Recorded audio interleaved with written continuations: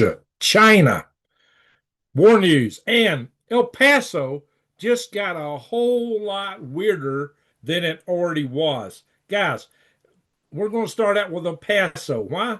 Because with El Paso, the news just got off the charts. This went so weird that it is unbelievable. As a matter of fact, there are now reports about UFOs connected to this, about local cell phones being shut down, about internet interruptions, and some of this is going on right now. Strange signals have been detected in the area, and we're going to go over some of that. So, what is happening here is unprecedented.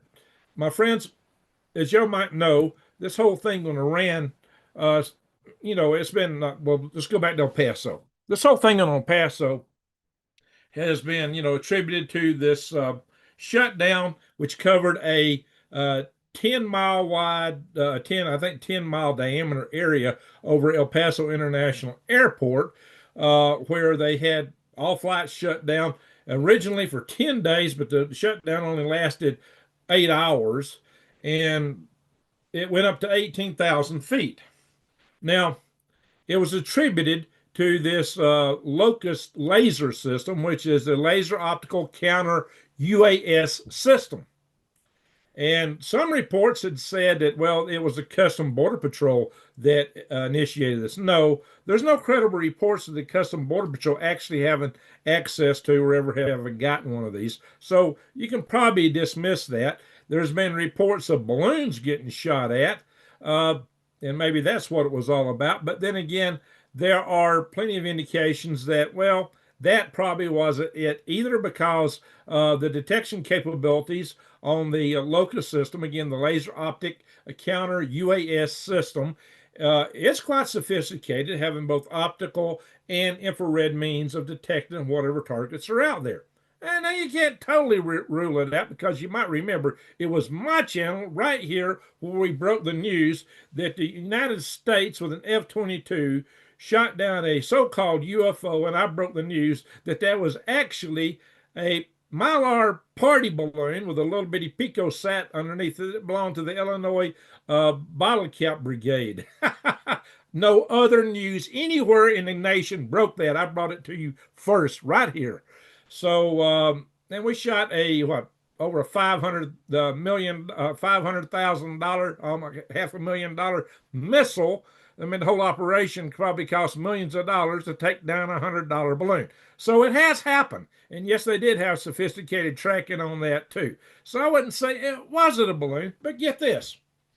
I don't think so. And why is that? Because, for one, there was this UFO report. Somebody near the El Paso airport reported to seeing this UFO, and they videoed it. The video is terrible. It's grainy. I can probably show you a picture or two from a report on that. But they said it dropped 10 objects, flying objects beneath it, like little mini UFOs, or really probably drone aircraft. So a big drone drops 10 drones underneath it, close to the El Paso airport. Well, maybe that's what prompted the shutdown. Was it fired upon by one of those locust laser systems? That, again, for those just joining, that's the laser optic counter UAS system. UAS. So UAS is unidentified aerial system, basically. So what really happened here? And of course, the administration came out and said, well, it came out of the administration saying, well, we shot at a Mexican cartel UAS drone. And then they come out and said, nah, it was a party balloon. Really? What was it really? Are they covering something up? Are they hiding something? What was seen over the airport? This individual reported. And then there's these, I'm going to play you guys an audio track from Doug Thompson, who is one of our friends of this channel, who's got a another channel, Uncommon News 777. He's been a guest on this program before. I'm going to play that for you guys in a little bit. And so you can hear his audio report to me about what he's ran into. And I'm going to play a little snippet from the video where he did a live video looking at some of the radio frequencies he was scanning in the area. And it was, shall we say, interesting. And it's even more interesting that he was disrupted. His communications have been cut off, essentially, his internet at least.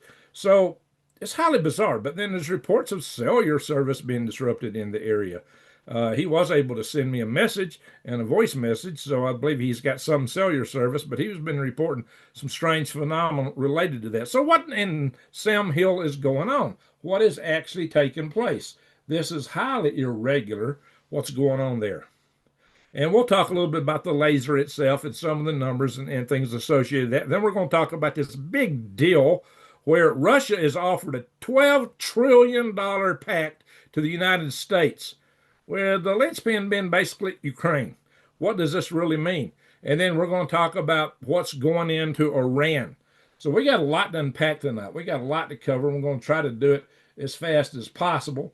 And for my morning coffee club members who get up and watch my videos in the morning, I'll try to get through the news part first, and then we'll go into the chat session. So it's going to be all news initially, and then it'll be chat. So my friends, this is the news right now is off the charts. What's happening is incredible. So let's unpack it here. This we'll talk a little bit about the laser first. It was the laser on the Locust might have been enough to trigger the shutdown of airspace. I mean, if you're firing lasers in the air, it could be a threat to aircraft, particularly pilots' vision. You know, you can't have a pilot blinded. It is illegal. Now, let me define this. It is illegal to take any laser of any power, a little pocket laser pointer, or any type of laser. There's no power regulation on this. It's illegal to shine any laser at an aircraft. Illegal. And it's irrespective of the power level. There's been a lot of stuff floating around, information that different people have offered, but is actually illegal. Yeah, I'm going to show part of Doug's. Doug told me I had permission from him to play us part of his video. We're going to cue it out to the 40-minute section. So we're going to play that. Hopefully Doug will join us here tonight in the chat room because he knows I'm going to cover this. So, my friends, it is illegal to shine any kind of laser at an aircraft. Now, I'm also going to correct some numbers that's been floating around too. Now, a typical laser pointer is 5 milliwatts. That's 0.005 watts. Now, if you divide that into 20,000 watts, the power of the Locust, again, the laser optic counter UAS system laser, at 20,000 watts, 20 kilowatts, you get the laser in the Locust is 4 million times more powerful than your typical laser pointer.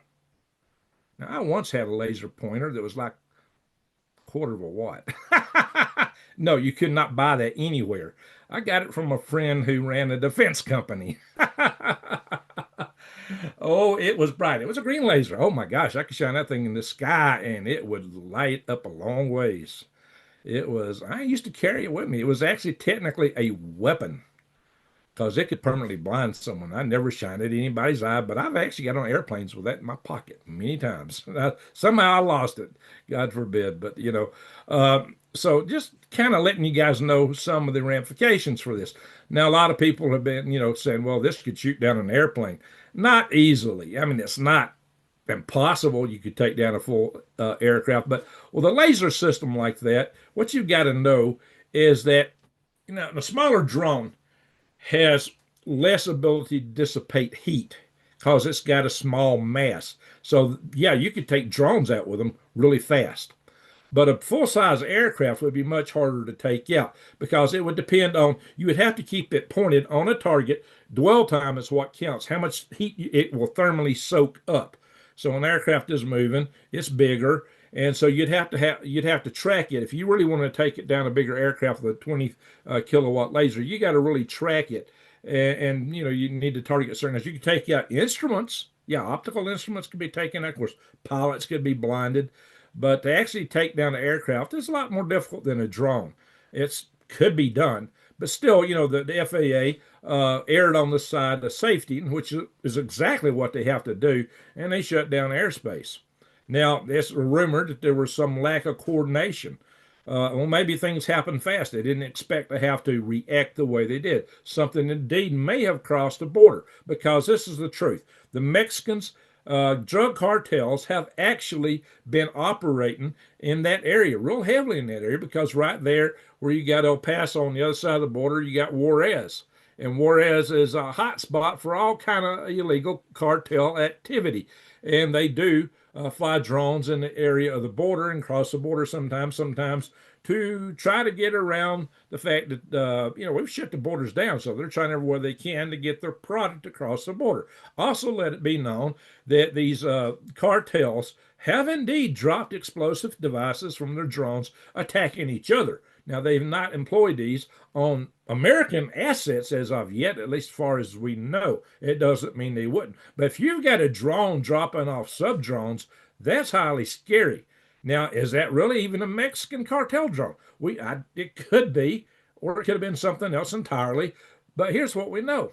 China actually does have an unmanned drone that can drop off other drones. They've already developed it, flown it, and I've covered that in the past on this channel. So could it have been a Chinese drone? We don't know this. Now, that would be take a lot of cojones for China to do an operation like that around a U.S. international airport. So I'm thinking that's kind of far-fetched. I'm not putting that in the bank. So this is something to take on. I said comment lasers are hundreds of times brighter at 20,000 feet. Not necessarily brighter.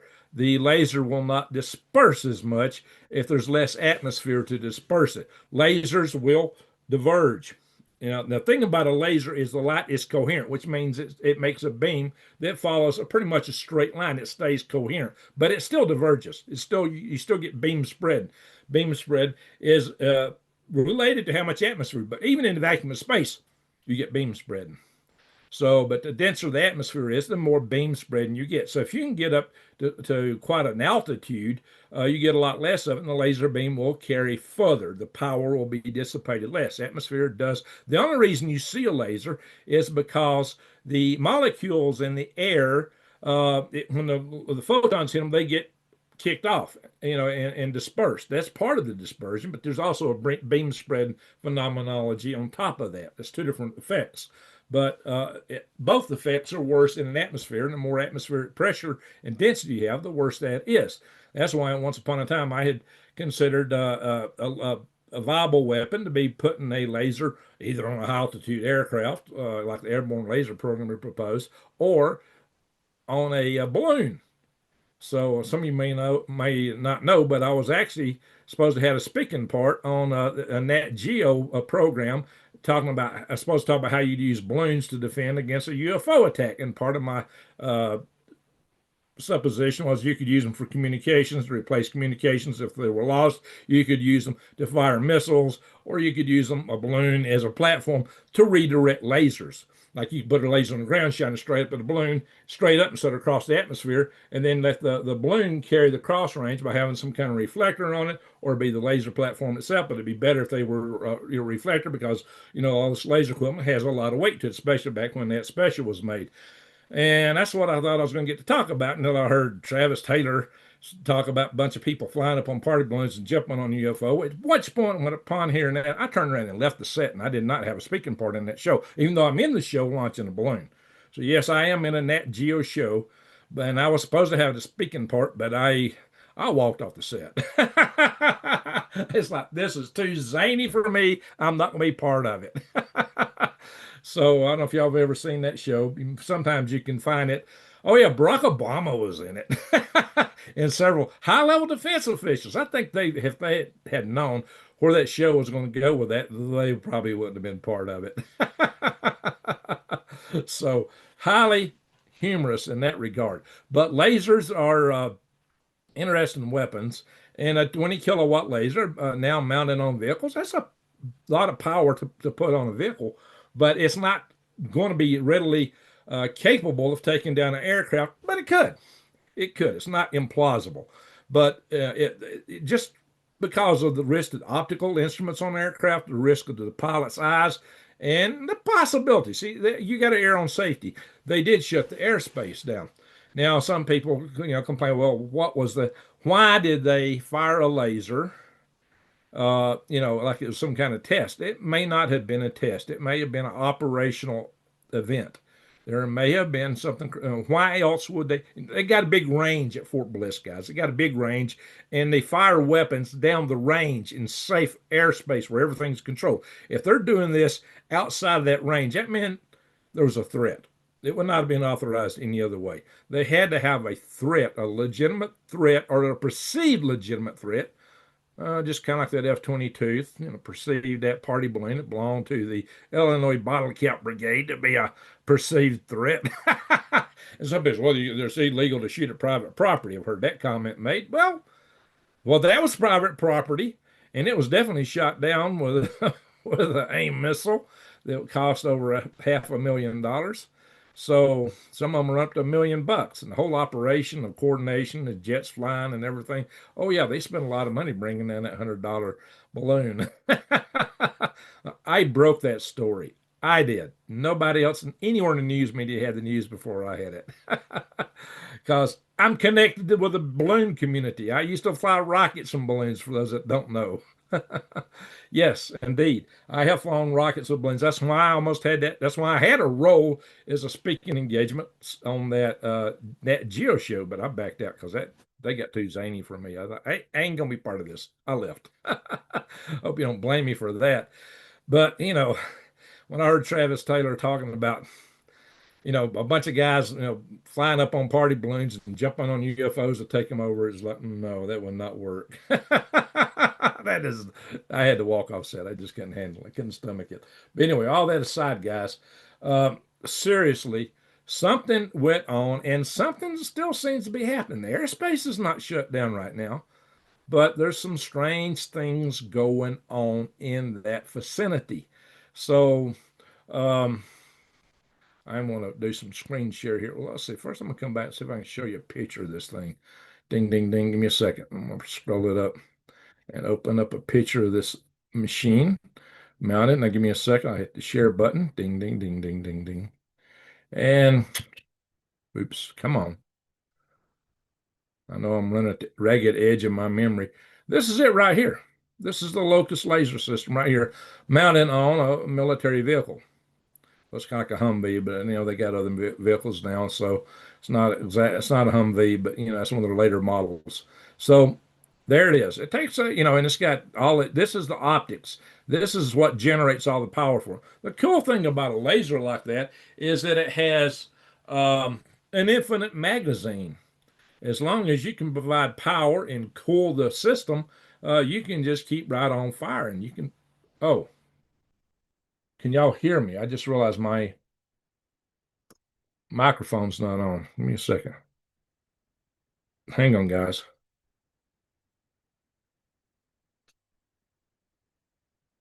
Boy, I tell you. Can y'all hear me? Did y'all hear me before?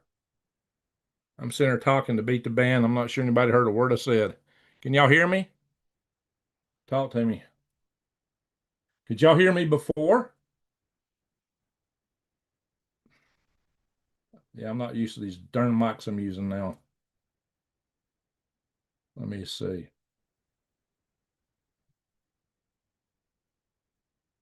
I'm not seeing anybody saying they couldn't hear me.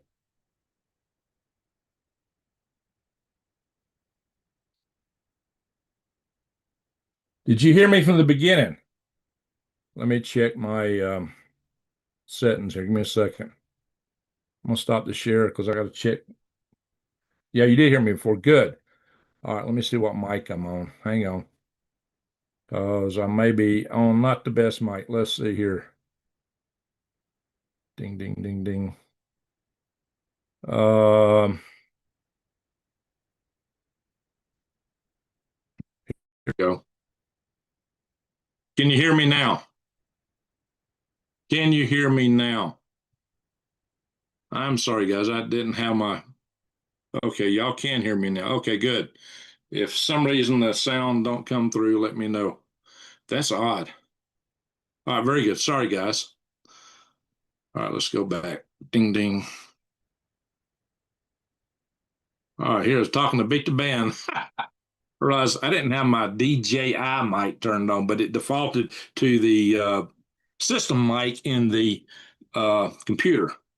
You should be hearing me through the DJI mic now, so it should be louder. But anyway, okay, let's get back to it, guys. My apologies for the interruption there. So, yeah, this is the laser here.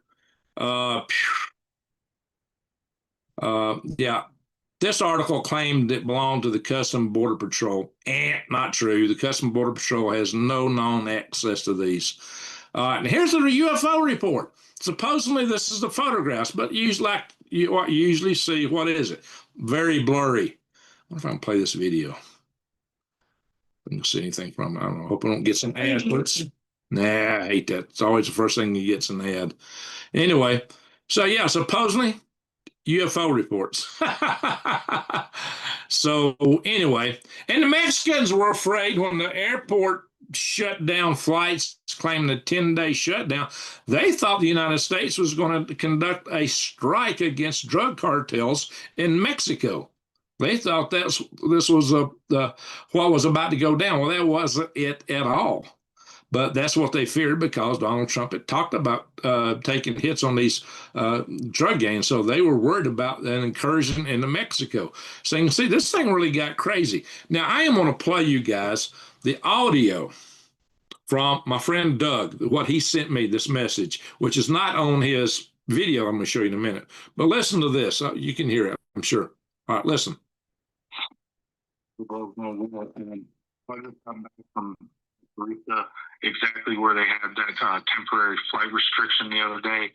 I brought my spectrum analyzer down to do a sweep on the border to see if I picked anything up. Well, I was picking up a bunch of, DJI, like commercial off-the-shelf drones operating around 2.5 gigahertz. That's was expected, nothing crazy. I picked up the video feed signal at 1.3 gigahertz. Keep in mind, this is out in the middle of nowhere. There's no houses out there. There's no businesses that are running Wi-Fi that could interfere with anything like that. So I wasn't getting like, a bunch of noise from Wi-Fi routers or anything. No, these are DJI drones, whatever. I picked up like 2 or 3 long-range drones that were operating in the 860 megahertz range, and I picked up data packet bursts at 930 megahertz. So this is consistent with like telemetry data bursts. These are, your medium-sized drones. They're like Chinese drones that they would probably, sell for a little bit more, quite a bit more expensive than the DJIs or whatever. So those two were not concerning. But what was concerning is that I picked up a very strong signal at 1.75 gigahertz. And this 1.57 gigahertz signal was frequency hopping a couple hundred megahertz in the 1.75 gigahertz range. And it was a strong signal. And this is something that's consistent with like military grade drones. The signal was super strong. As soon as I started recording it on my live stream and analyzing it on my live stream, it cut off. The signal cut off entirely on my live stream. And then ever since I've been home, my 4G has been off, and so is my Wi-Fi. So I haven't, it's been really hard for me to get emails out. It's been really hard for me to get online. And so I just wanted to send this voice recording to you as kind of like, my backup or whatever. I don't know if my live stream is still up there or what, but everything I said is in that live stream. So anyways, Greg, just wanted to get this quick soundbite to you. Hope all's going well. Talk to you later. Bye. Now, what about that? Now, see, what's operative here is the frequency hopping. That's why I said this is, very strong signals, frequency hopping. That's what you would expect with a military drone or something that's trying to evade detection or somebody eavesdropping on it or overtaking it with RF. Oh, yeah, by the way, guys, when the military is going for a drone swarm. They got two weapons of choice initially. First, they got a big microwave system that can take out a lot of drones, and the laser is intended to be used to take the ones left over. So that's their approach for taking out a drone swarm, is to first hit them with microwave, and then the laser zaps the ones that the microwave didn't get. And then, if necessary, they would bring in a troop helicopter, an attack helicopter, maybe from Fort Bliss or somewhere else, should things be really getting out of hand. But now, check this out. Check this out, guys. Listen to, here's this video here where he's talking about, this is his live stream. He didn't know if his live stream is still up. He couldn't get on the internet, but it's here. Oh man, this is a huge burst. I mean, this is a lot of activity, guys. Let me start it at, I'm going to start it at 1.7 so it speeds up, and I'm going to stop it at 1.8 so I can get a better waterfall, a better quality waterfall. Here, yeah, it's right in the middle. Guys, look it up for me. I don't know what 1.75 is used for, but there's a shit ton of frequency hopping in that range.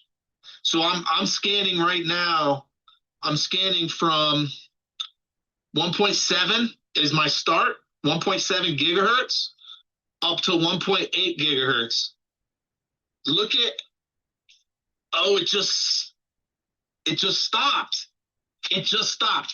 You guys see that waterfall right there? Look at that.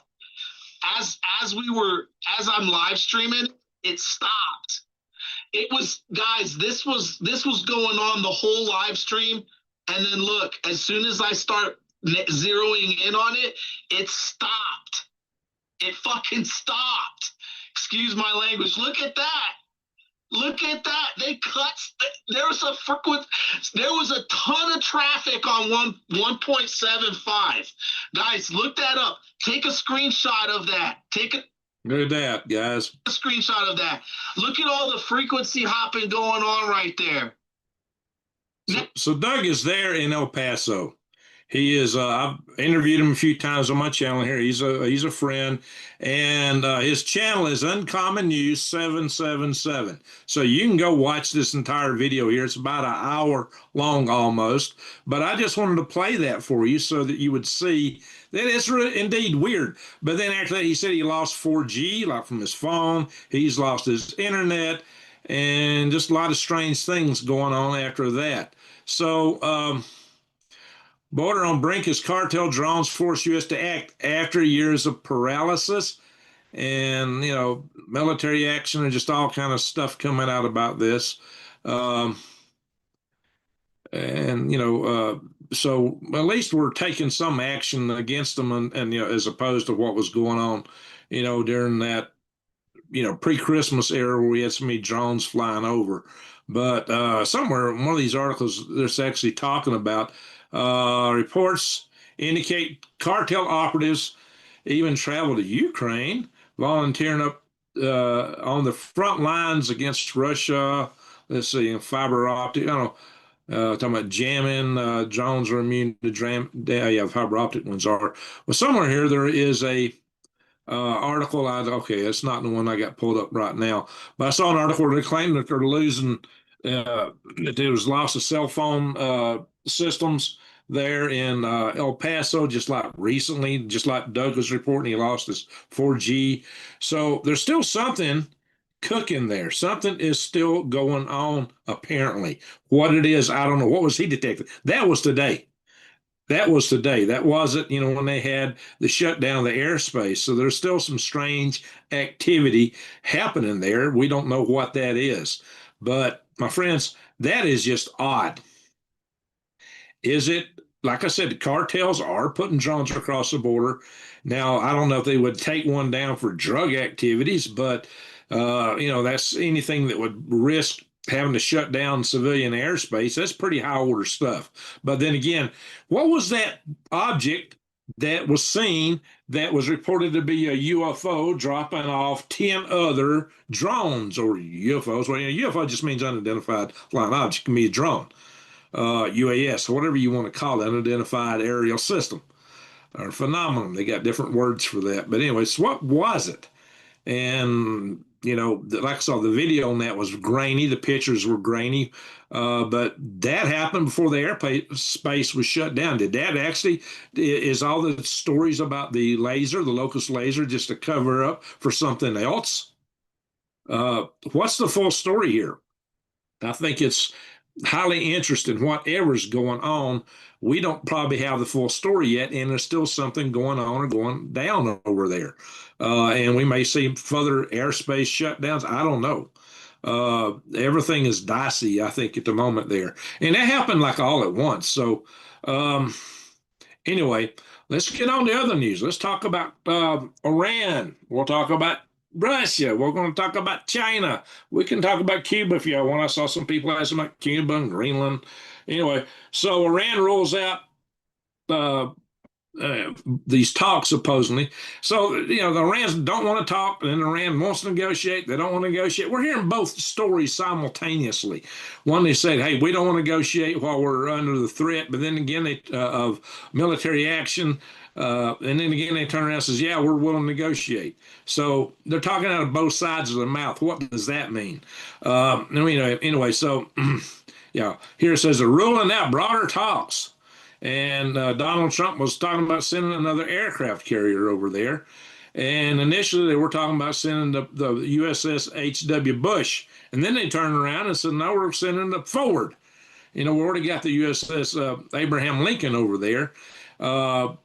Now, they said they're sending the H.W. Bush. Now they're saying they're sending the Ford. They're sending a second one. Are we really sending 3 aircraft carriers over there? We don't know yet. It'll be at least a couple of weeks before any get in the area. It depends on their approach as to how they get there. So here's Trump, issuing this dire warning. And here he's announced that he's sending the Ford. That's our largest aircraft carrier. It's the new one, which is reported to still have some issues, some troubles. They haven't got everything shaken out about it yet, but it's gotten the most aircraft, and so it's quite a platform to be sending over there. And then we've got, and this one's talking about, see, the USS George W. H.W. Bush. So we're hearing both of these aircraft carriers as being sent as a second aircraft carrier, although this story on the George H.W. Bush preceded this story on the Ford. Maybe they changed their mind and decided to send the Ford instead, or maybe they're sending 2 more. We don't know. It's, we're in the fog of pre-war here. Anyway, so yeah, Trump said, hey, yeah, a change in power in Iran would be the best thing that could happen. Are we trying to cause that to happen? It could be. Furthermore, here is the aircraft. This map has not been updated since the 9th of February. It shows the Ford out over here, in the Caribbean Sea, and H.W. Bush still offshore. Now, how fast they get there depends on, do they go all the way around the Horn of Africa and come up, or they go through the Mediterranean, maybe go through the Suez Canal. They've still got a lot of strike options for here. Maybe get in the Red Sea and come back around. Maybe they'll send one each direction. We don't know what the actual plans are, and it could be nothing will really happen for a couple of weeks until more aircraft carriers and more stuff gets over. But we've sent a lot of weapon systems over there. Quite a bit of stuff has headed in that territory. So we got an article here I don't want to show. Reload.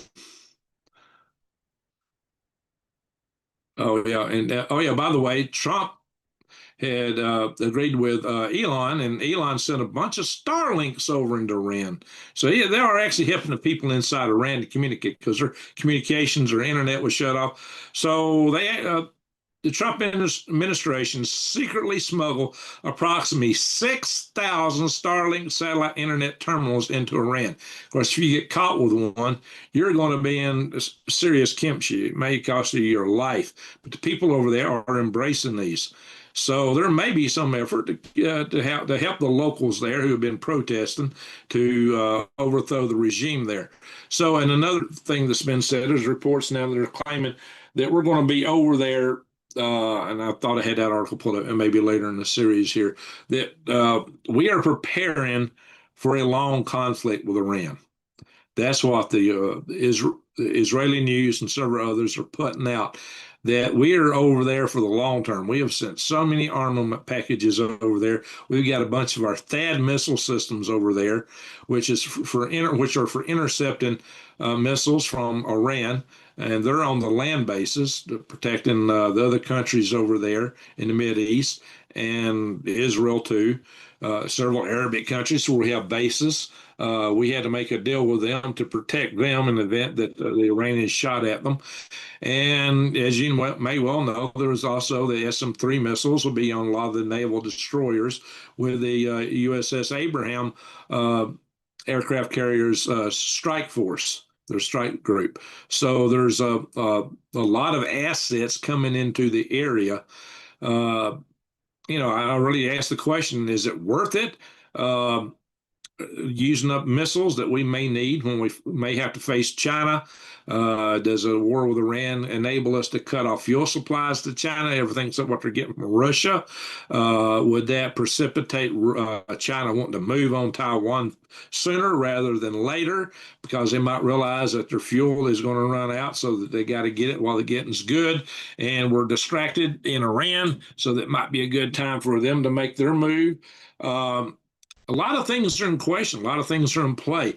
If we're really going after their nuclear assets, are we going to go after their PICX facility? The PICX facility is next to Fordo, and that's probably where a lot of this stuff was moved to. That's what a lot of people think. The PICX facility is far deeper than the Fordo facility, and there's speculation that our bunker busters that we use on Fordo and would not be capable of taking out the PICX facility. As you might know, under President W. Bush, George W. Bush, the one that Bush the younger, they actually developed nuclear bunker busters. So it could be that maybe they would come into play. Now, these nuclear bunker busters are small nukes. They're not, near as powerful as, they're tactical, small tactical nukes. They're not nearly as powerful as what you might see on a conventional, well, on a battlefield or in a, full-blown nuclear war. And the detonation would be well underground, so there wouldn't be a whole lot coming back up out of the ground from a use of a device like that. But it would still be a nasty situation if they go to use those. Iran's ability to, you can bet that, Iran would declare full war on us, and the whole world would be sitting on the edge should the United States use a weapon system like that. But Bush the younger was considering use of those. So it's, to say that it wouldn't be used is we don't know. We don't know if those weapons would be used. But then again, they're still bunker busters. They're just capable of reaching deeper. So it's not like you're nuking a population, but it would still really ratchet up the tensions in the world to use a weapon like that. But it's not like a full-blown nuclear war per se. Now, but it could have radiological effects. And, of course, if one of our carriers is hit, they've got nuclear reactors on them. Our naval ships do. So there's some risk of radiological events there in the area too, but it's not like a nuclear war per se. These are tactical. Now, it's a borderline thing, though. You're beginning to cross certain thresholds. I'm not saying that's going to happen. There are a couple of other YouTubers out there say, oh, yeah, it's a foregone conclusion. We're going to lose an aircraft carrier.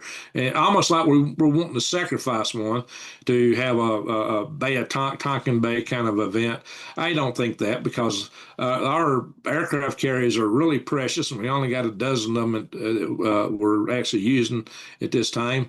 And I cannot at all see us willingly sacrificing something like that. Now, it might be we'd lose one, but not willfully. I just can't.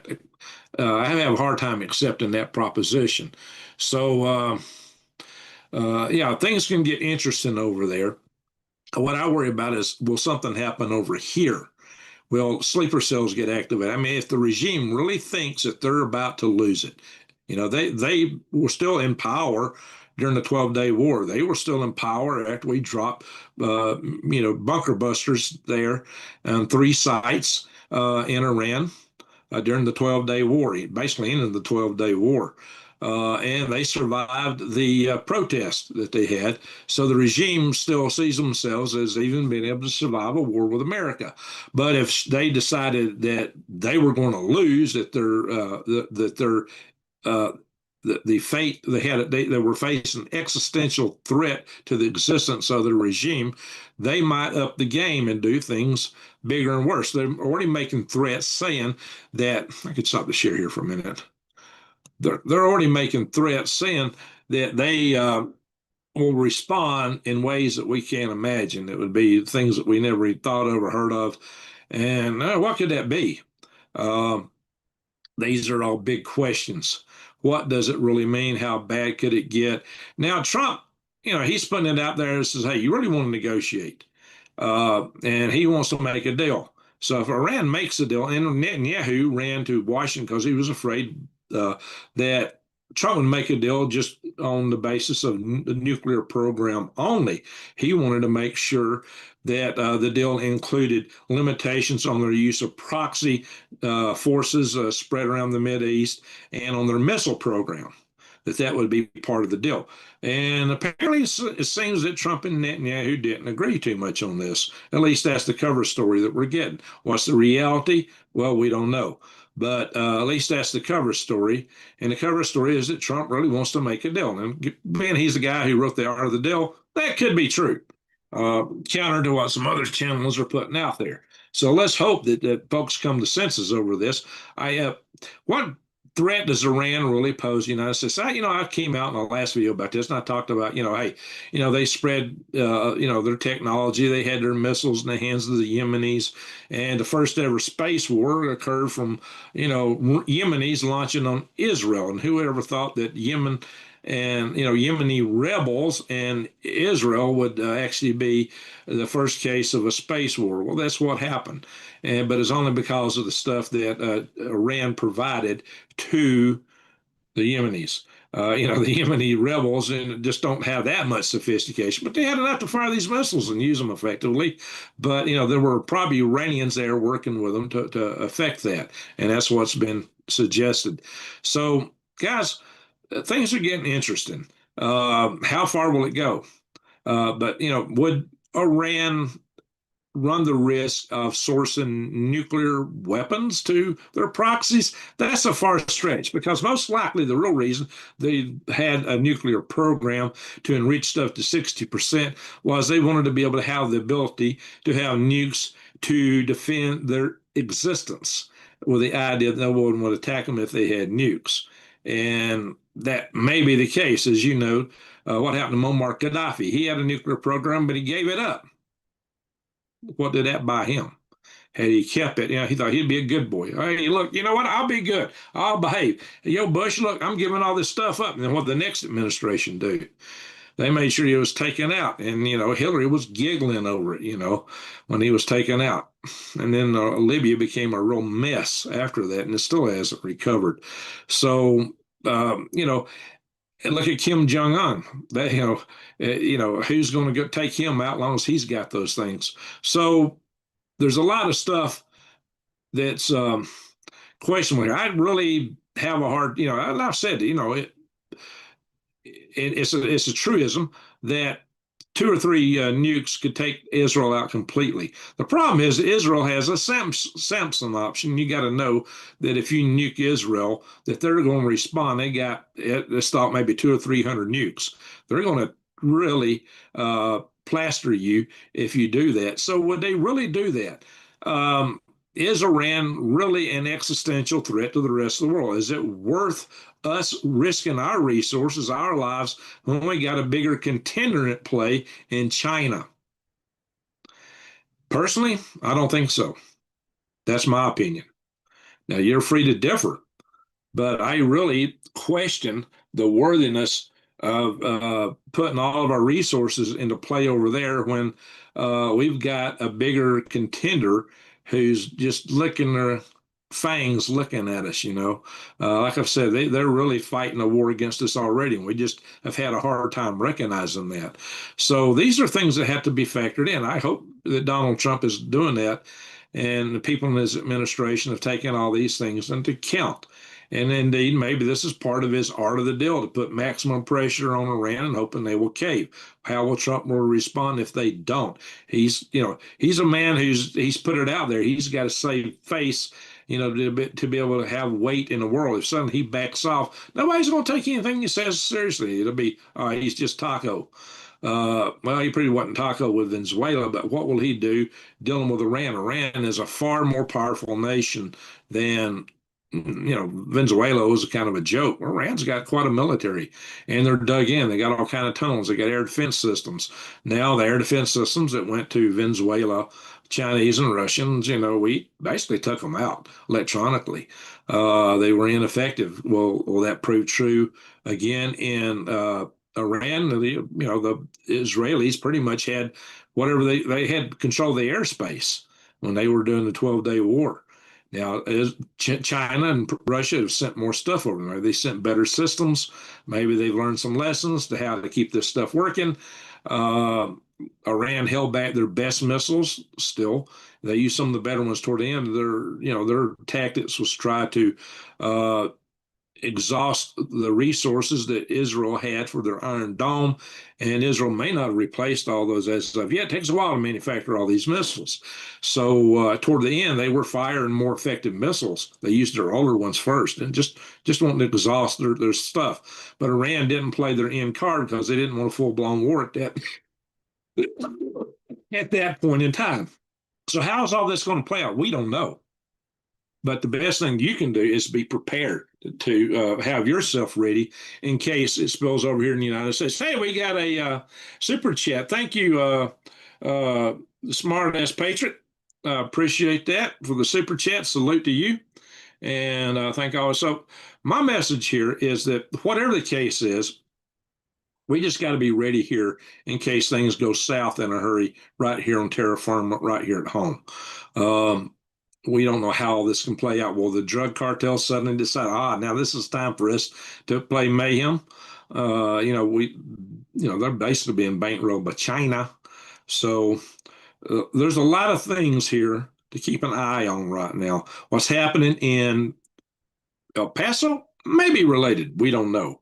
I mean, when you shut down, even in 9/11, we only shut down airspace for about 4 days. To say you're going to shut down airspace for 10 days is off the charts. Never happened before.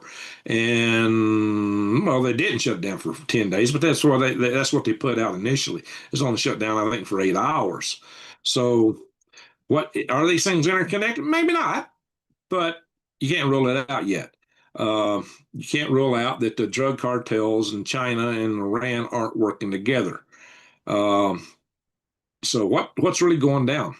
Just a lot of funny stuff happening all at once here, and it could be coincidental. Could be. But whatever the case is, it's something that we got to start paying some attention to. It's time to get your preps ready, and that's no joke. If you got a few things you need to get your preps where you want them, now's the time to be getting it. You better order your seeds now because it may not be available soon.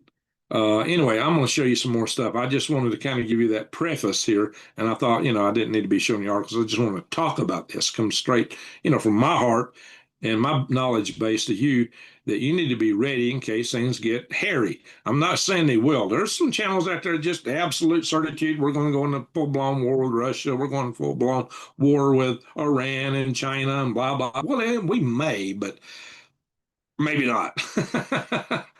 There is still some hope. There is some hope. And for that purpose, I tell you to prep and pray. And pray for the hope. I'm going to show you some more stuff here. So, ding, ding, ding. Hang on. We go back into the share screen here. All right. That's where we actually are doing something to help the people there. And, all right. How come I can't? There we go.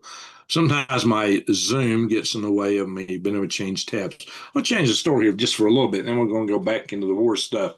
I told you guys about this in my previous video that I did premiere on. I told you how there was this study on Roundup that said it's safe. And suddenly the publisher of the study withdrew it. Why? Because turns out that Monsanto had a hand in writing the report. So, science is good if the scientific method is followed pristinely.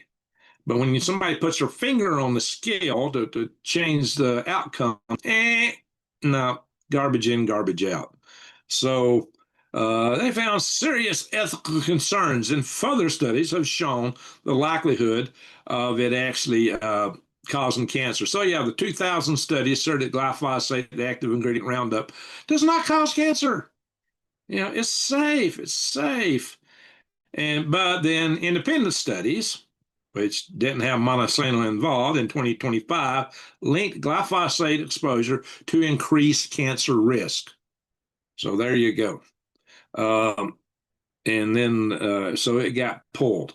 So I kid you not, guys. A lot of this stuff they tell you. So how many times does the FDA, after years of research, declare something safe, and they put a drug on the market only to recall it, some months or years later, oh, we got to recall this. It's got all kinds of side effects. Really makes you wonder, don't it? Really makes you wonder. But anyway, Roundup was a product of Monsanto. It's been bought up by Bayer, same guys that bring you the aspirin. Big corporations, all these big corporations roll up together. And now look here, we find in cooking oil is a problem. Many common cooking oils are now being linked to what? Cancer in recent studies. Common cooking oils, primarily your vegetable oils. And it's because of the imbalances in omega 6 to omega 3 fatty acid ratios. It's healthy to have a ratio 4-to-1. But when you're using these cooking oils, you're getting often 20-to-1, which they're finding to be carcinogenic. So tracking tumor growth. So guys, all kind of stuff we're finding. So we need higher ratios of omega-3 and lower ratios of omega-6. So all these vegetable oils, which we were told much safer than the old lards and stuff we used to use, aren't what they told us. Imagine that, right? So again, all this stuff brought to you by big ag, big pharma, big corporations. Yeah. And now they're saying cake mixes. There's cake mixes that have undeclared milk allergen with them. You got to be kidding me. You got to be kidding me. It's just one thing after another. And there's all these chemicals they put in our food and our consumer products. And these are foods, guys.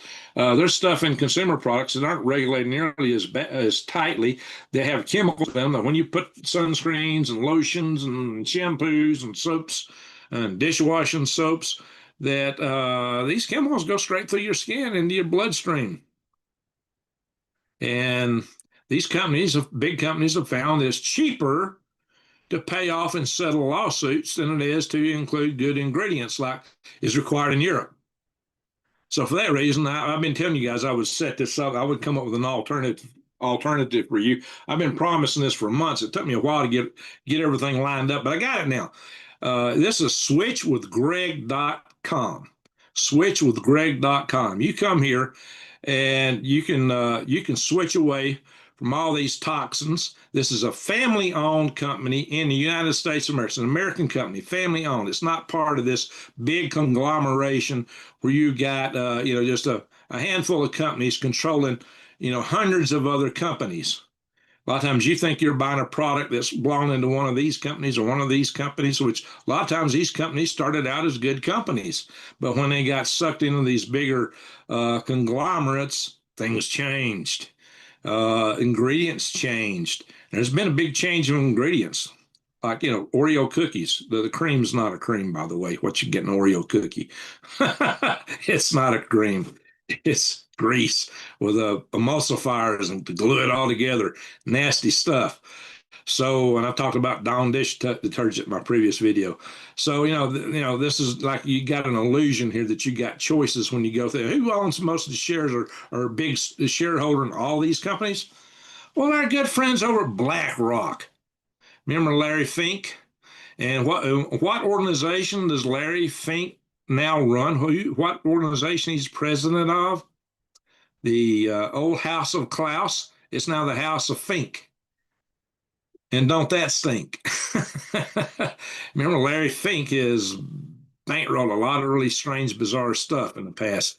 So, you can just slap BlackRock across this whole picture here. So, if you want to keep promoting, look, you vote with your dollar. When you buying stuff, you're voting for that. You're supporting these organizations that support the WEF. And so I would highly encourage you to think twice about that, because those are the guys who come up with the idea that you would have no privacy, you would own nothing, and you'd be happy. Remember the guys who said, eat the bugs? Yeah, they're all about, it's globalism on steroids. That's what it is. And they want to set up a one world system, apparently. But, guys, our current president seems to be pushing back against that. But, every time you buy their product, you're voting for them. And you're getting junk, you're getting chemicals. Well, these guys, here, this is a family owned company, and they don't have the chemicals in it. The stuff they sell could be sold in Europe. In fact, it is in Europe. So it's non-toxic at comparable prices. You're supporting American jobs, American families, and there's no mainstream advertising. So you're not paying for all the advertising and lawsuits and that kind of stuff. So that's all good to know. That's all good to know. So all you got to do to find out about this and get to be a part of it is come here to switchwithgreg.com and fill out this form. And, we got a big team. I got a friend, probably Lisa will call you and tell you more about it. So explain it to you and walk you through this. So there you are. See, these companies, these are the guys you've been supporting, all kind of lawsuit problems. It just goes on and on and on. Johnson & Johnson, even Burt's Bees. So if you want to change it, if you want to do something, if you want to be helpful to support the not support the globalists and support an American family-owned company that puts good product out, that don't have all the toxins in it, and don't support the House of Klaus, which is now the House of Stink with Fink. Anyway, just something I wanted to point out to you guys. You got a choice now. I've promised you guys this for a long time and finally got it all set up. All righty, guys. Back to the rest of the news.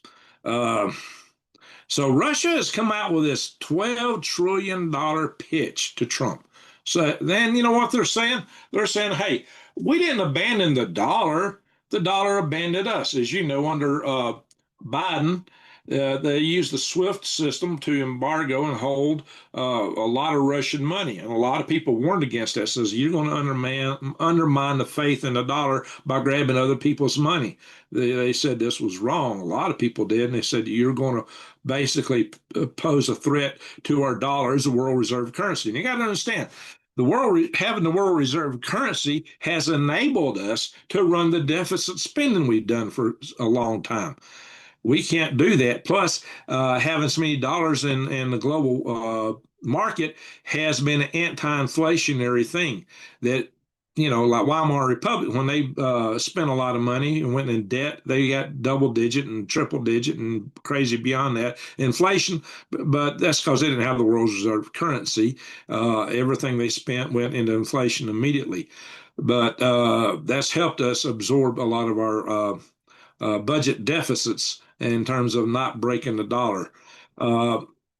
But so Russia's actually talking about trading in dollars again, in addition to cutting a $12 trillion resource deal with Donald Trump for minerals and petroleum products and things like that, and getting American companies to back into Russia. Now, it was American companies that really developed a lot of the petroleum assets that Russia has. Russia really don't have the manpower and the brain power to do that like they used to, because it was Americans that did it in the first place, and because the education system in Russia, they've not been investing in it. They've been investing in other things, like right now, war. Russia's had a lot of good engineers and scientists, but they're not graduating the new ones like they used to, because they just not put the money into the education system. It's went into other things. So Americans run oil fields in Alaska. Americans have vast oil fields in the Gulf of Mexico. we are really good at knowing how to develop these oil fields and run them and man them. And even the ones in the Mid East were developed by Americans. The ones in Venezuela were developed by Americans. And then Venezuela seized a lot of American assets there. So, we invested the money. We went and put all this stuff in, and they just grabbed it and nationalized it. So these are all things to bear in mind, that this could be a big game changer. Now, the linchpin is that Russia wants to be able to negotiate a treaty with Ukraine that would enable them to basically have the Donbass area and, Crimea and some bridge connecting them. So this is what Russia's been asking for all along, and Trump kind of pretty much agreed to it earlier. So they're just trying to reinforce that tactic. And Donald Trump has turned around and told Zelensky, says, Zelensky, you're about to miss a big deal if you don't go along with this. So, and apparently this is, again, it's kind of sidestepping Europe. But $12 trillion package. Now, this is in the Ukrainian KyievIndependent.com. It's where this is coming from. Trump's not been talking a lot about this, but the Russians are putting it out there. So here's the other thing, and maybe the biggest aspect of this of all is that suddenly Russia goes back into using the dollar, which would help our economy immensely and take a lot of the risk we're facing of currency collapse and a lot of issues with their debt. But bigger than that, it might mean that Russia would switch away from China.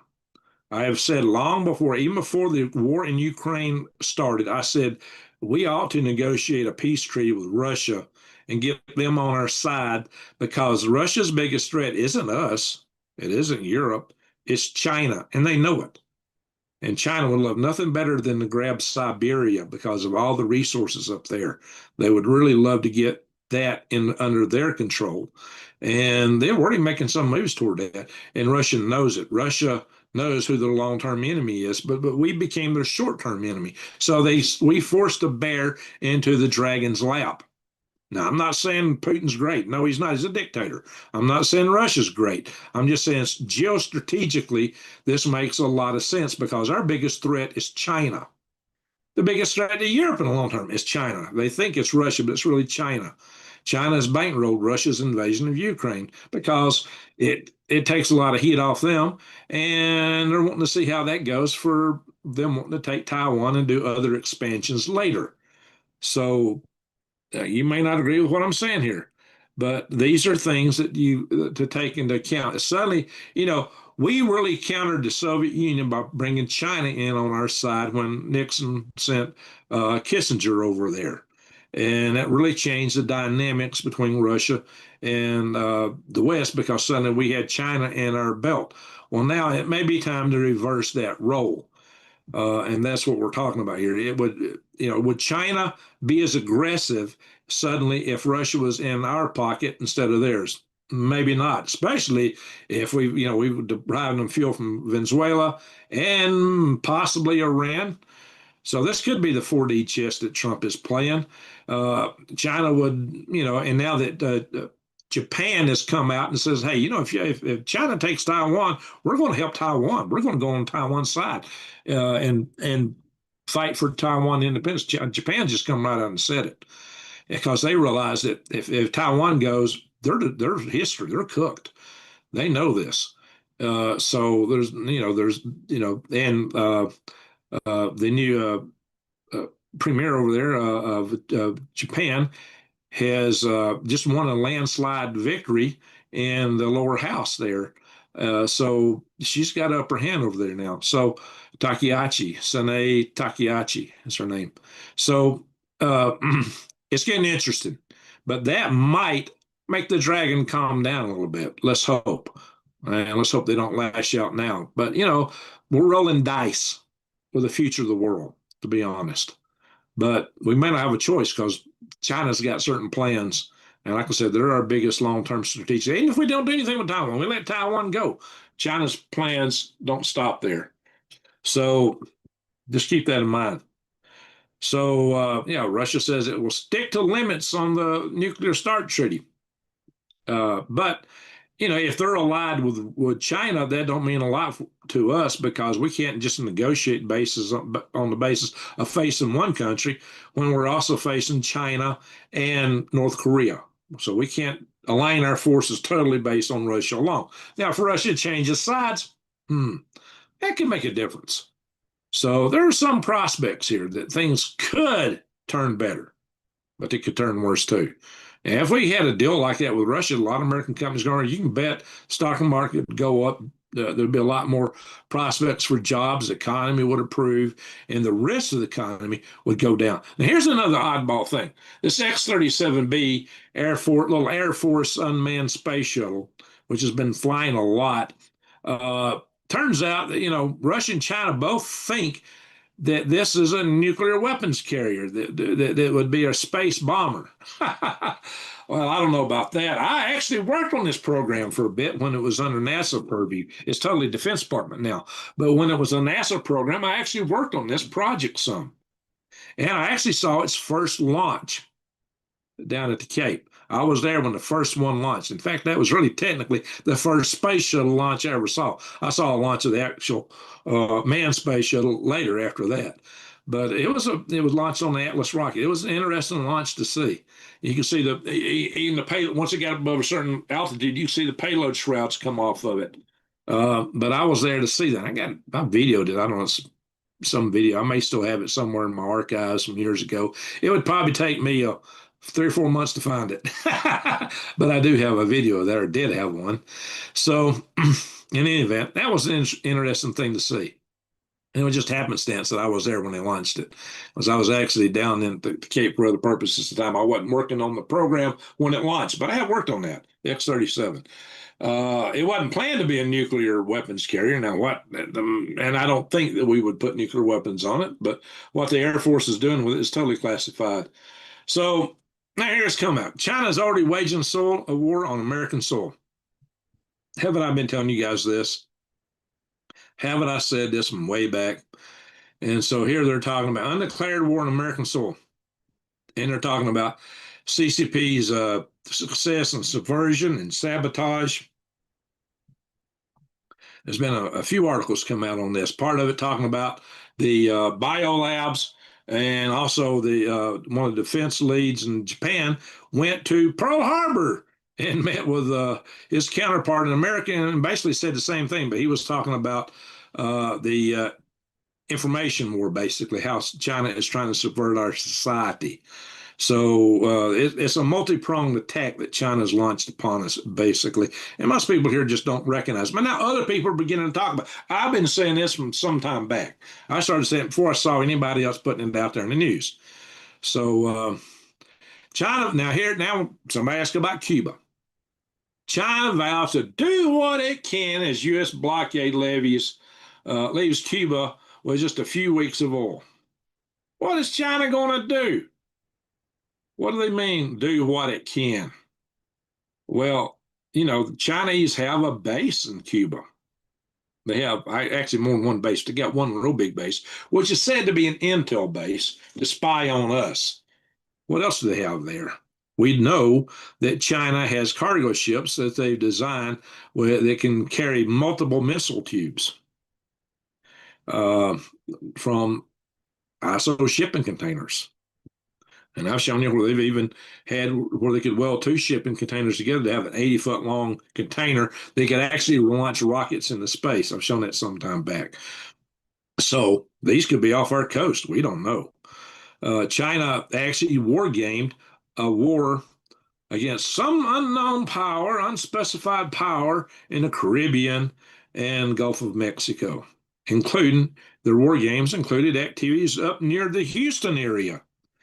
I see JoJo's in the house, so she's up in she's up in Dallas area. So you might not be safe up there even. So what in the world are they talking about? They wouldn't do anything unless they were going to go full blown and go into Taiwan and all that. But do they have some nefarious activities they're planning to do? Is that war game for a purpose? Is this why they're really chomping at the bit to keep both sides of the Panama Canal under their control? And maybe that's why Trump is trying to get them out of the Panama Canal.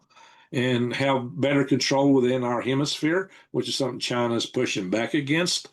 Guys, there's a lot at play here, and we don't see all the cards. There's a big chess game. We don't know where all the pieces are.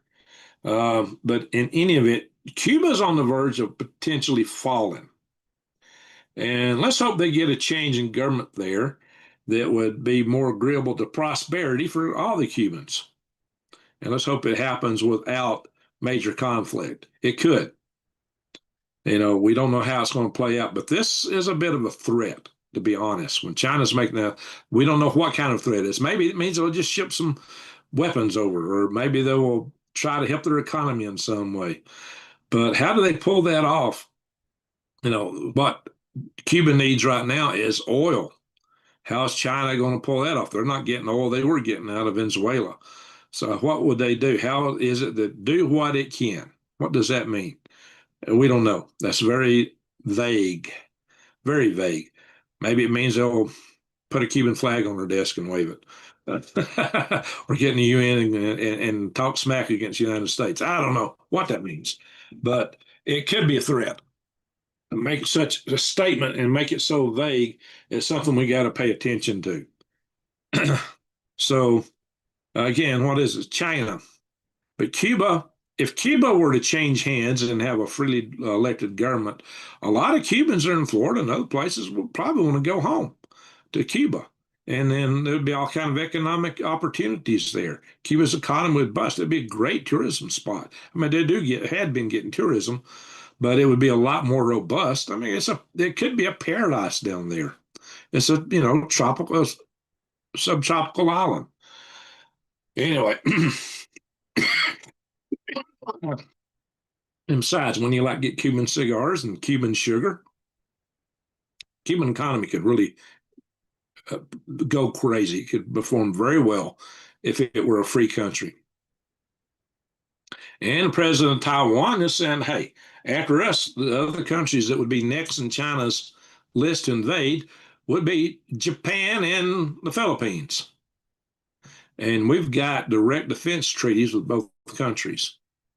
So, yeah, like I said, we can get pulled into this so many ways. But even if we totally ignore that part of the world, China will just keep mauling and taking more as long as they can. Now, China does have a lot of problems too. But, if we could cut off their fuel, ow, shoot. That wasn't up there earlier. Anyway, so, yeah, Japan seized a Chinese vessel, by the way, and all the tension is cooking up over. That's what that article is about. And then it's talking about China's plan to sink U.S. aircraft carriers here. So, and they got the aerial denial. So what this means is, they're talking about using submarines and drones and missiles. That's the three words: submarines, drones, and missiles. Drone wall. They really think they can take out some of our aircraft carriers one way or another. That's what their whole strategy is. In fact, they got their missiles they call the aircraft killers, and their Guam killers, the DF Dongfeng DF-21s, the DF-17s. And now their J-20 and J-35 aircraft are set to double the range of what they could fight and engage American aircraft at, which will make it harder for our carriers to operate. And how are they doing this? Well, they've developed a refueling capability. They got their own tanker aircraft now, so they can effectively double the range of their fighter jets. Their fighter jets aren't as good as ours, but they can make them a lot cheaper and make a lot more of them. So that's the problem. It's a question of scale. So this is something to take into account. And it would mean our aircraft carriers have to get even further away. So it'd be a lot harder to deal with supporting Taiwan or whatever else we chose to do, supporting our treaty allies in the Philippines and Japan. And Japan's been very close to us, by the way. And we got a lot more to gain from believe it or not, from Japan, and economically, we're far more tied to Japan and South Korea and the Philippines somewhat than we are to Europe these days. And Taiwan particularly, because Taiwan makes our computer chips that our technologies are so reliant on. Now, the CIA came out and come up with a video in Mandarin, Chinese, trying to say, hey, you officers in China, look what's happening to your head officers. They're all getting replaced and arrested. And, you're kind of under attack from the CCP. Maybe you want to change sides. Now, maybe they'll win a few people over. And I saw another article. I got as many articles as I can pull up here and be able to manage at one time. But the Chinese have really snapped back at this and went on the offensive once this got out. But, maybe some of the Chinese officers, would you want to be the head officer of the Chinese military, the People's Liberation Army, when you see what happens to their officers over and over again in their top officers? Probably not. So, do I want to get in this position? Yikes. So, there might be some resistance there in their military now against Xi Jinping. So there may be some ways to take the winds out of the sails of the CCP's desires to take over Taiwan and the rest of the world. So let's talk about global warming here for a little bit. Not warming. It turns out that as things get warmer up north, there's a lot of other processes kicking in to take CO2 out of the atmosphere, to include the old peat bogs up in the coal lands. They're getting, a little more life in them, and they're sucking up more carbon. So there's a lot of feedback loops in the environment that all these models that Al Gore and his friends count on that kind of go against what they say is going to happen and all the predictions they make. All the models have always forecasted more warming than actually occurred, and they continue to do so. And we do have a little bit of an uptick in temperature, but they really can't pin it absolutely on human causes. There's other factors at play too. So, and one of the biggest problems with their models is how they model moisture content. And I know this because doctors Roy Spencer and John Christie told me so. I used to kind of think, I got convinced there for a short span that we had a global warming problem, and they taught me out of it personally, face to face. So, and they're two of the world's top climatologists. They're the guys who are in charge of the satellite data, global satellite data for measuring global warming. And they're saying, no, you can't prove that. You can't say this is leading to this because it's really in the noise what we're seeing. And there's been historical cases, if you look back at the old Vostok ice cores, where it was actually warmer. So all these claims of imminent doom are a little bit overblown, to say the least. But, that's also been part of the House of Cloud strategy to try to subvert our economy. And it's just like the New Green Deal. The New Green Deal was going to subvert our economy. And so it's good to see some kickback against that. Of course, if AOC and her friends get back in charge again, you expect a lot of the changes that Trump's been trying to put in place will be rolled back, and the New Green Deal will come back on steroids. So we got to watch that. And it'll lead us to like California. And what's happening in California? They're a breaking point because their deals have caused the oil companies there to say, hey, we don't play in your state anymore. We're gone. We're out of here. And they're thinking now that gas prices in California could be going up to $12 a gallon. How many of you in the chat room here in California, can you imagine $12 a gallon gas? What would it like nationwide if they invoke their new Green Deal? What will happen to the price of gas nationwide? This is going to affect Arizona too, by the way.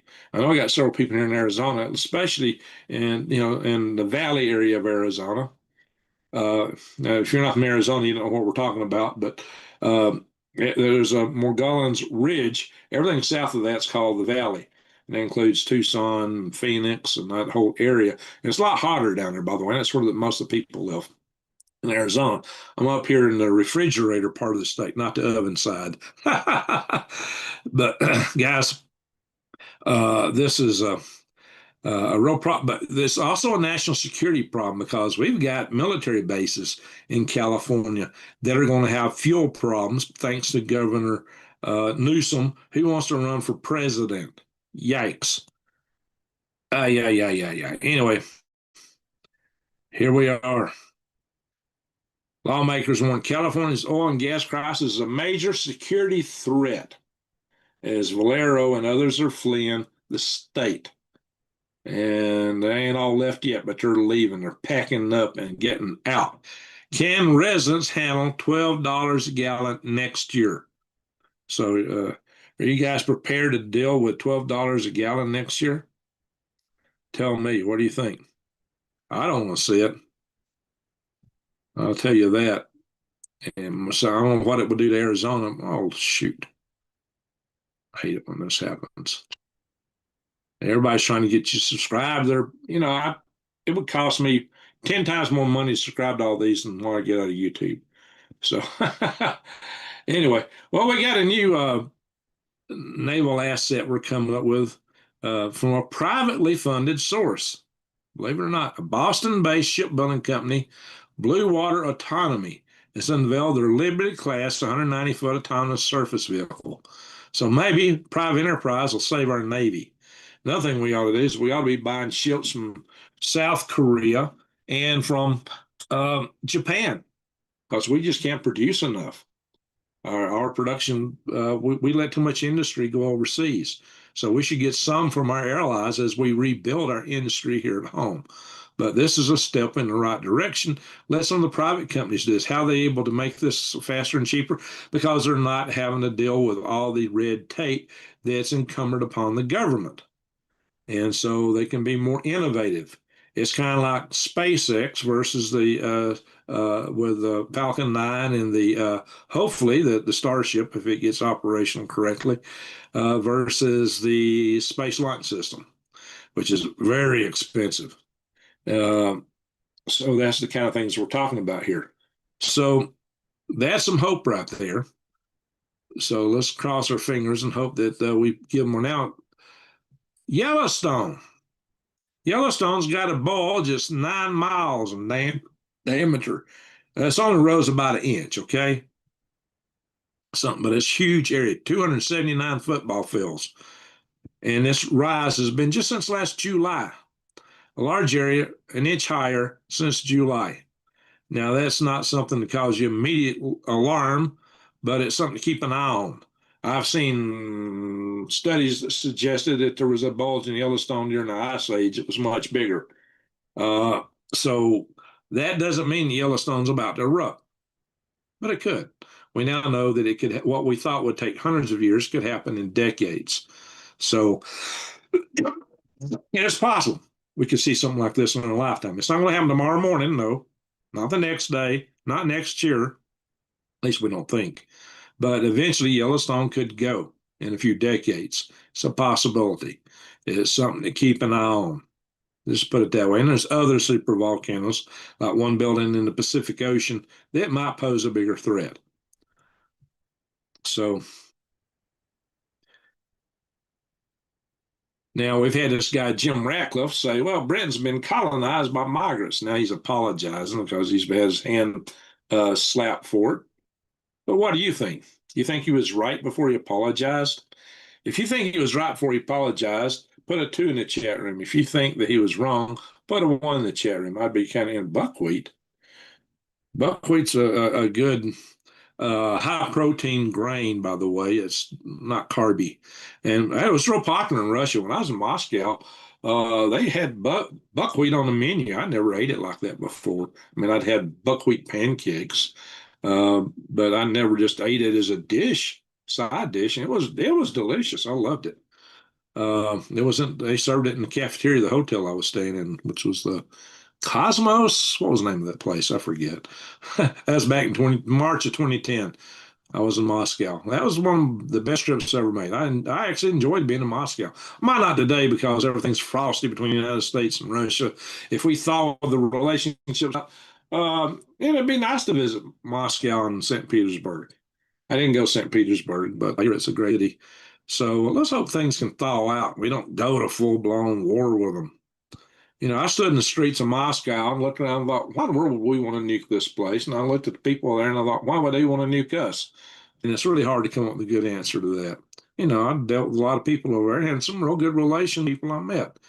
And they're people just like you and me. Now, everybody in the world gets, certain propaganda in their heads and they get, they all have their own different worldviews. But down at the core, we're all the same.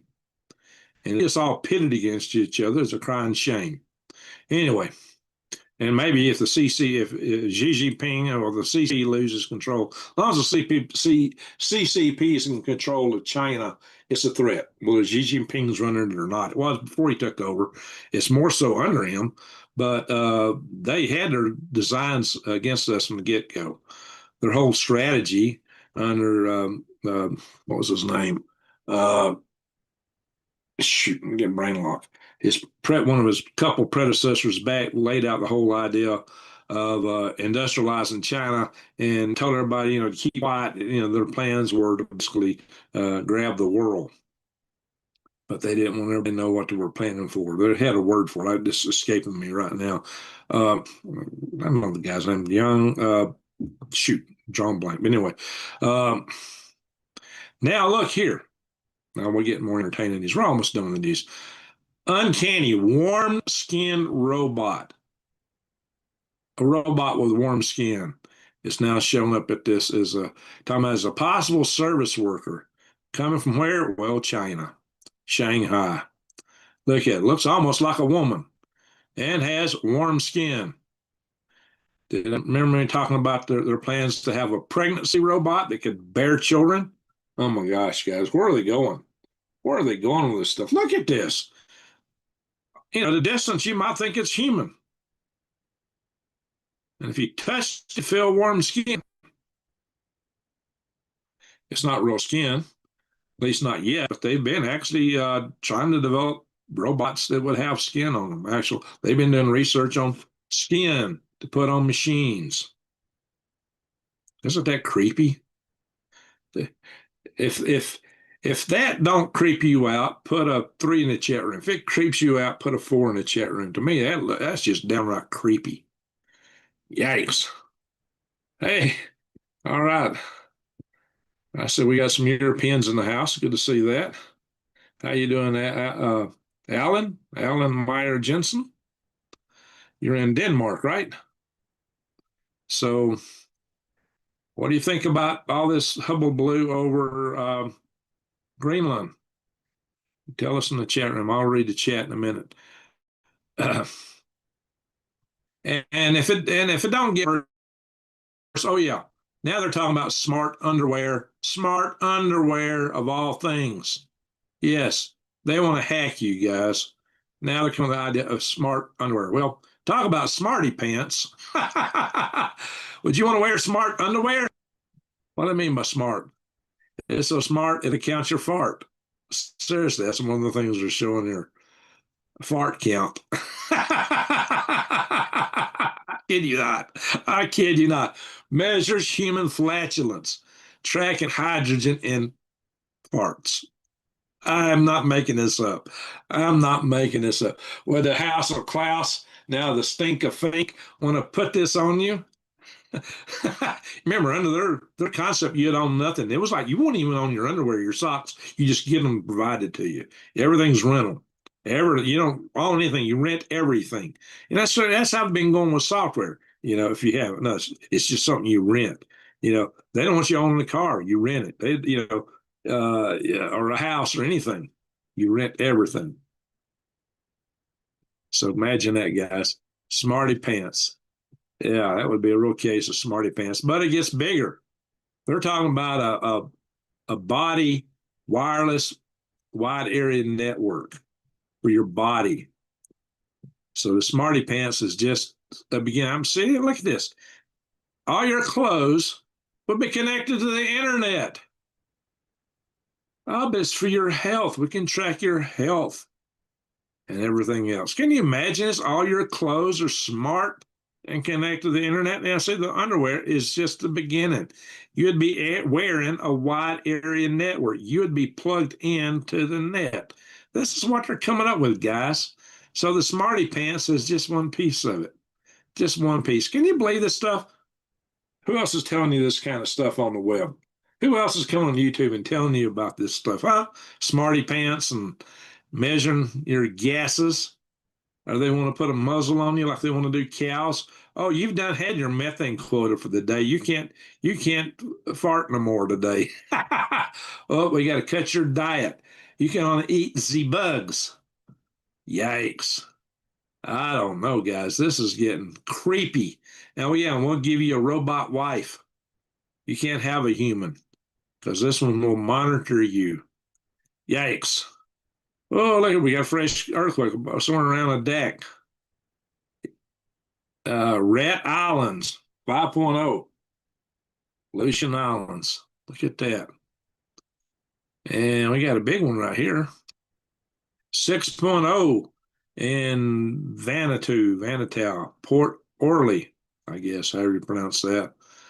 And the Puerto Ricans are dancing tonight as usual. We got one looks like around Nicaragua, maybe. Where's that at? No, Cayman Islands. Okay.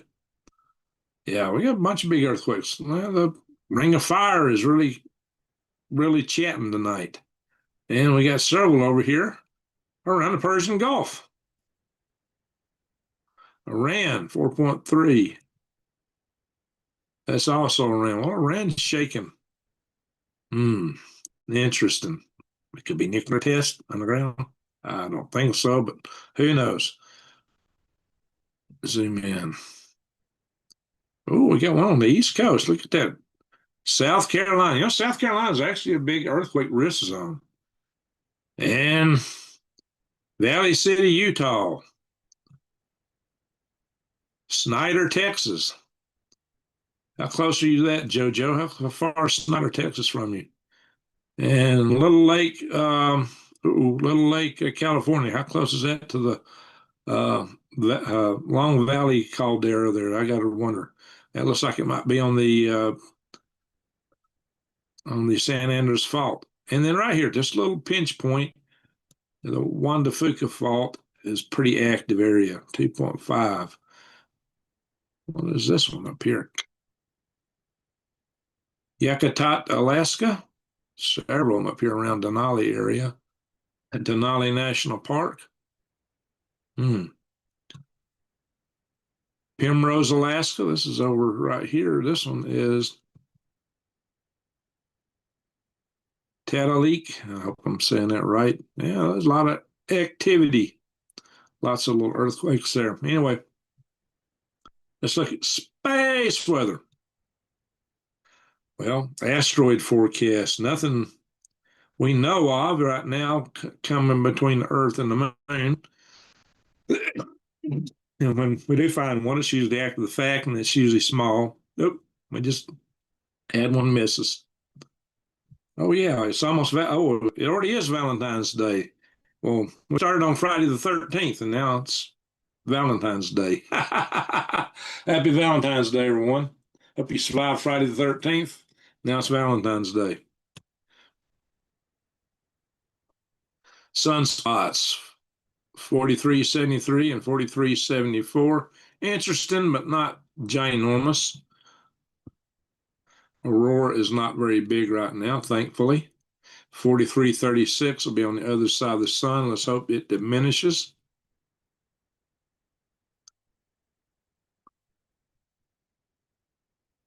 Cairo volcanic eruption on a comet. Well, that's not unexpected.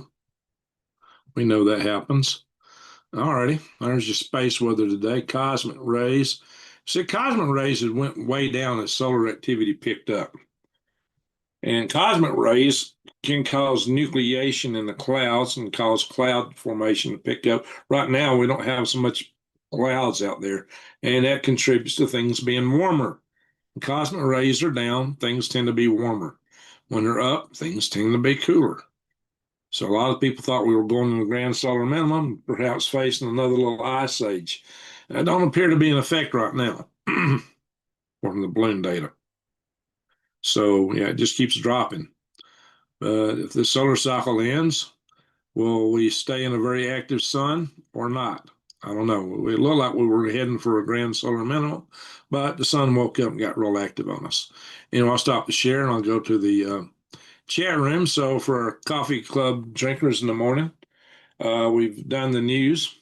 It took an hour and a half to get it through at this time because we just had so much to cover.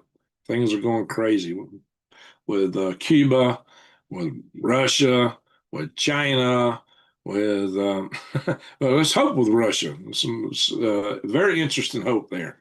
Let's hope that they can negotiate a treaty and bring that war to an end and take some steps that would really build our economy and maybe take Russia away from the dragon. That's my hope. So I'm going to go check the chat room now, see what you guys were talking about. So we got a lot of chat activity. Did I miss a super chat? Let's scroll back up. Okay, that's the one I saw earlier. I got started a little earlier tonight. I'll have to check my phone, email to see if I've got anything in that. So, old hillbilly first, and leave a message. Good to see you. Wormy, we'll do the egg count here in a little bit, and we'll throw a new wrinkle into the egg count guessing tonight. So I'll go here and check my email to see if I got a donation through my website. As we get one individual in particular likes to do that, and she usually is at work and doesn't show up in the chat room most of the time. So let's see here. Ding, ding, ding, ding, ding. Where's my email at? There it is.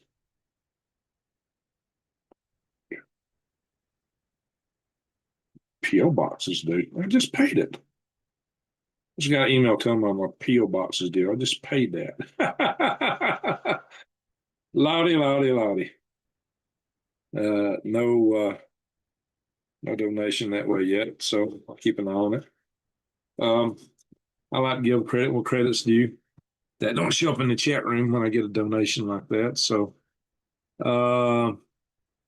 let's see. Wormy 420 still hearing. That's good. So maybe it's not the top of the chat because I was asking about people hearing me. So all right, we missed some messages.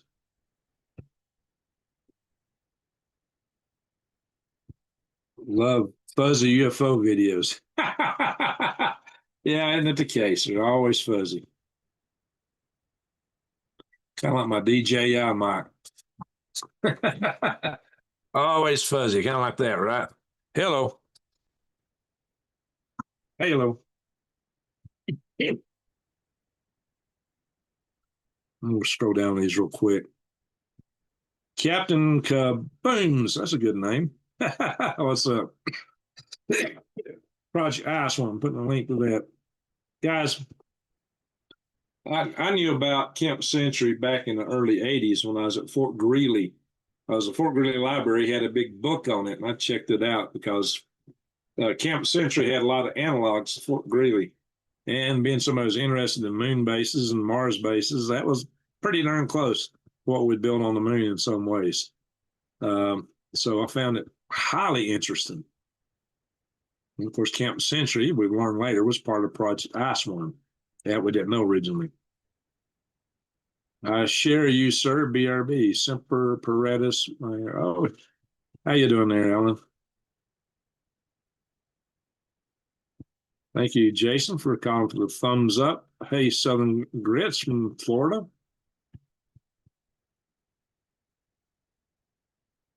Why is it either Steve? Why is it either Steve in Argentina walking around nice parts and places, nobody around Alex on Cyprus? Nobody talking about there to watch them, some other YouTubers. Real sewage in the swamp. Yeah. We ever get the full story? Seldom. That's what I'm trying to piece together as best I can. Thankfully, I'm a guy who has a wide range of interest and study a lot of different things. So it enables me to connect dots quite often that a lot of other people aren't going to connect. 6 carriers in Desert Storm. Yeah, we had a lot of assets there. And, we've had 3 over there at a time, many times in the past. So the idea that we probably would put 3 in there at least, maybe more. We'll have to see how that builds up. That has a better range than the S500. Yeah, that's got a pretty good range on it. I saw something on Patrick. When did you see on Patrick Humphrey? Patrick was one of these guys that used to every thumbnail always said, it's over, it's over. He used to drive me crazy. We stopped that, thankfully. He used to every darn thumbnail was, it's over, it's over. I'm like, oh my God. So I did a video said, it's not over. Because I got under my skin. Actually, I did a video said, it's not over. You don't do that anymore. So I hadn't watched him too much for a while, but actually I subscribed to him. I just got tired of it over and unsubscribed. I did see a video of his not too long ago. So DC has a river of poo. I think the whole place is a pool of poo. That's what I think about DC. Oh yeah, Trump's talking about term limits. I hope we get some term limits. We got to get rid of these career politicians. BS or EWS systems scramble all the radars and guidance systems of aircrafts and missiles. Yeah, part of what they've been doing is messing with GPS systems. Oh yeah, I forgot that. That's one of the things they're interfering with. And that's probably one reason I want to shut air traffic down. China's new carrier they built is a joke. Yeah, they're having some issues with it. But they're building more.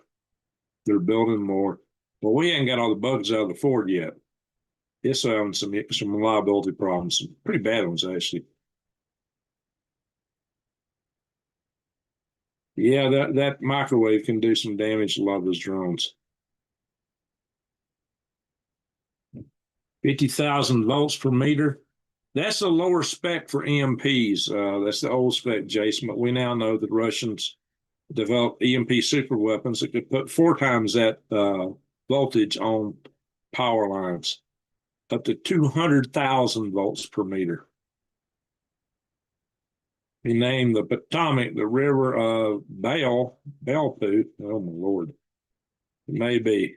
Gaddafi kicked out the foreign central bankers. Yeah, he was trying to come up with a gold-backed currency called the dinar for all of Africa. Gaddafi had some good ideas. He was building a canal.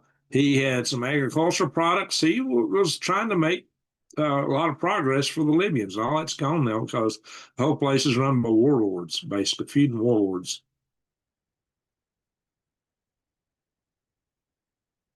Oh yeah, South Africa did, but South Africa apparently they were developing nukes at one time.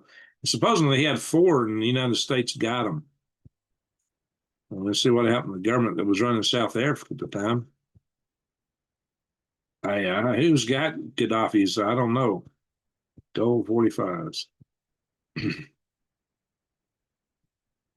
European leaders choose their side. They pick China, which is nuts, Jason. Consider China's bankroll. They claim that they're all worried about Russia because of move on that they're putting in on Ukraine. But at the same time, see, China's bankrolling that.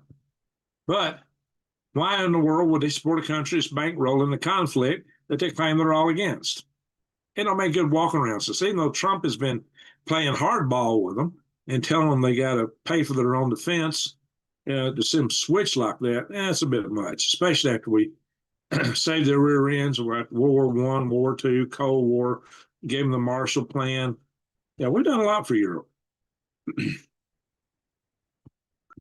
Good old days, Gaddafi camping in the park. Gaddafi went to the UN and he laid it on the line. He said it straight out like what it was. He talked about how the world was being run. He talked about the kind of forces that run the House of Klaus and now the Fink. But he talked about, the globalists, and he railed against it. And what he said to the UN really struck home. I thought he was talking a lot of truth. I remember when Sean Hannity was throwing rocks at him for that. And I'm like, Sean, you're stupid. And I thought Gaddafi, he was flashy. He'd wear his gold and all that. And he'd come out there. He had his personal elite guard, is all females, all really good-looking women. It looked like something out of James Bond. I always got a kick out of it. Gaddafi, I thought he was entertaining. Early on in his career, he was drawing lines in the Mediterranean Sea and telling us not to cross them and making threats. He was just playing the tough guy he had to be in charge of his country. That's how these dictators roll. They got to be the tough guy. But he was mostly posturing, but Reagan took it pretty seriously and basically attacked the tent he lived in. It terminated one of Gaddafi's daughters, unfortunately. But, Gaddafi was a showman. a strong man, but a showman. And he did talk a lot of truth. And he had his little green book. One of my friends, Ed Cocker, actually had a signed copy of Gaddafi's green book, and he gave it some museum or something. He wasn't a fan of Gaddafi's, but he thought that was kind of neat. He wrote him a letter, but he went through the State Department to do it. He didn't just do it cold cock, you know. He was a very pro-American, very pro-defense, but he did that. He wrote Gaddafi a letter. He got it cleared, and Gaddafi sent him a signed copy of his green book. I've seen it. You don't have it anymore. And I've interviewed Ed Cocker a couple times on his channel, by the way. He actually decommissioned the nuclear power plant at Fort Greely, Alaska. Buried the reactor. Roundup is not safe. Amen. Old as dirt. How you doing, old as dirt? If that's what they told us, oh, it's safe, it's safe, it's safe. And I was saying it wasn't. And I had some knuckleheads on my Facebook channel. Oh, you're anti-science. No, I'm not. Because there were independent scientific studies already saying it wasn't safe. And I knew that Monsanto was involved in it. They had a finger on the scale. I said so way back. And now it's come out. It's true. Even candy bars, baby food, heavy metals. Yeah, you can trust what you're getting in consumer products. Absolutely. You're right, Arnold Smith. It's always about the money. You're right, C. Stone. Wouldn't be Curtis Stone, would you, C. Stone? I've interviewed Curtis Stone once on this channel. He is very pro-freedom. Very pro-freedom. You know, he started out his channel as the Urban Gardener. Wrote a book. I bought his book. Urban Gardener. Good book, by the way. I want to check that out. Urban Gardener. And I started this YouTube channel started out as an urban gardening YouTube channel. That's how I started it. Now I'm a desert rat gardener. Anyone check the files to see if Finca's in there? That wouldn't surprise me. Wouldn't surprise me. Just wait for Trump to cut off the blue states' federal money. Yeah, it needs to. Watchman. Colorado Jan, how you doing? I can't do much. Every time I start to comment, it shows I'm trying to block someone. Colorado say, Jan said what you will. Jan's big. Oh yeah, salute to Jan. I got to check her this week, and I just cashed it. So salute to Jan. Thank you for the donation. Good to see you in the house. Drops. Let's see.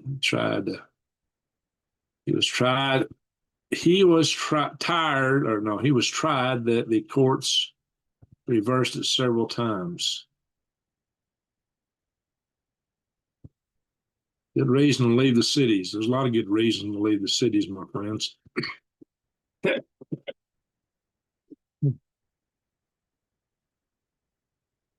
Well, look, the Watchman, Minnesota's robbed its citizens big time supporting their Leering centers and God knows what else to help their immigrants from graft and corruption. And a lot of that went back into their pockets. You know, Tim Walz knew about that from the get-go. So does Attorney General, and they swept it under the rug. The evidence is already there. They knew it. Billions and billions of dollars of Minnesotans and federal dollars. And that pales in comparison to what the fraud that Newsom's been over. Lucky Gold stores on the east side.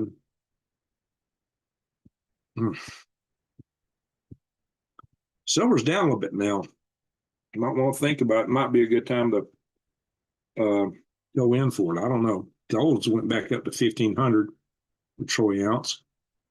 If you want to check that out, go to defythegrid.com and use discount code GreenGregs, and you'll get 1% off. Government strips you from wealth. All in a moment. Oh, they'll take me. You bet. The Dems, if they take over, are going to raise taxes.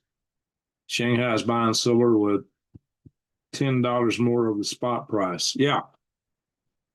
And I hear some other countries it's a lot higher too. Judy, how are you doing? I'm so glad you're in the house, Judy. I'm usually late. She's not with us. So it's good to see Judy Dow in the house.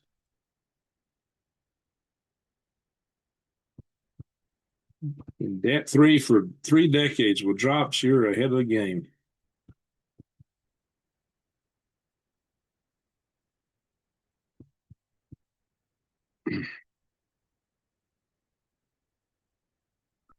Not space, low Earth orbit.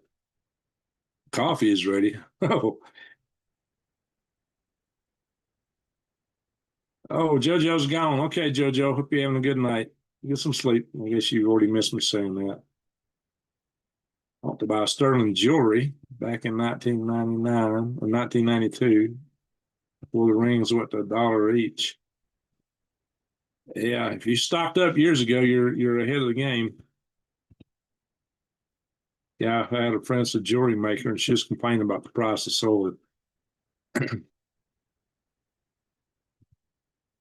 They have the crematories in China full capacity again. Really? They're running full capacity again? They got some other bug running around?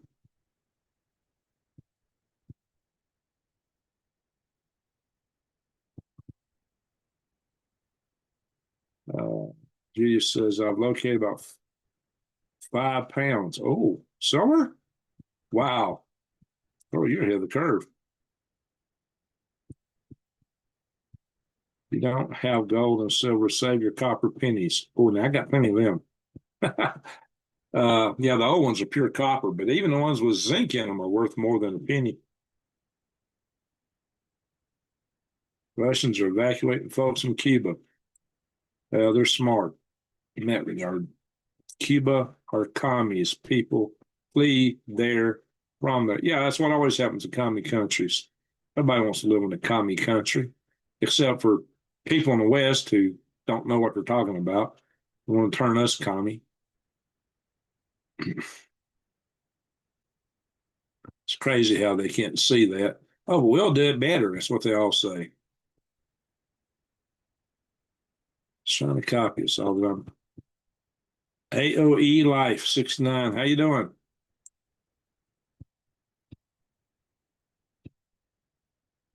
Oh, you filled a few books of Morgan's. That's good, Judy. One thing I like about my tobacco plants, you don't need a hummingbird feeder. Self-pollinating. That's good.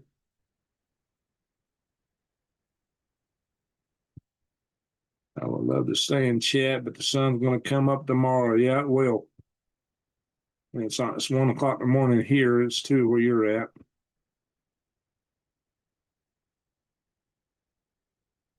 Yeah, he's cut down the Gordie Howe Bridge. That's true. What do you think about that, Arnold?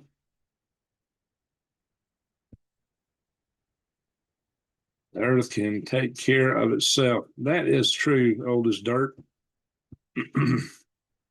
Alan Meyer Jensen, good job, sir. It is grandson minimum. There's no Kalima. Notice about Kalima, and you can't pay more scam. Yes, well, scam. Yep, exactly.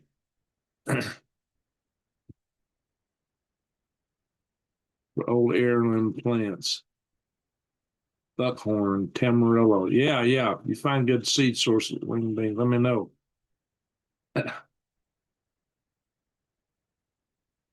Jujube. Okay.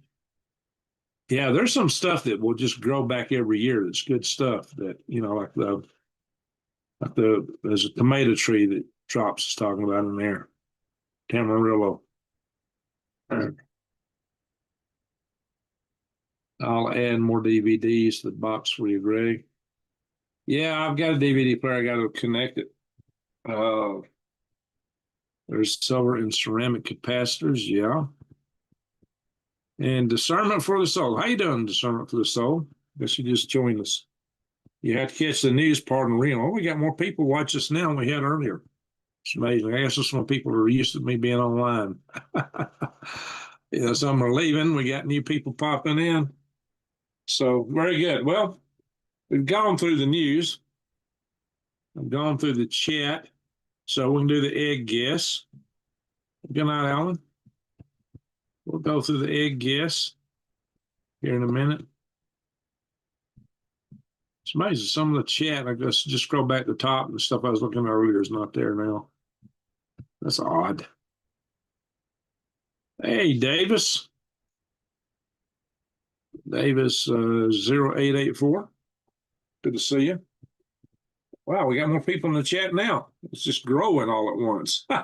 So those just joining, you got to see the news I covered. There's some crazy stuff in the beginning. Catching on the rewind.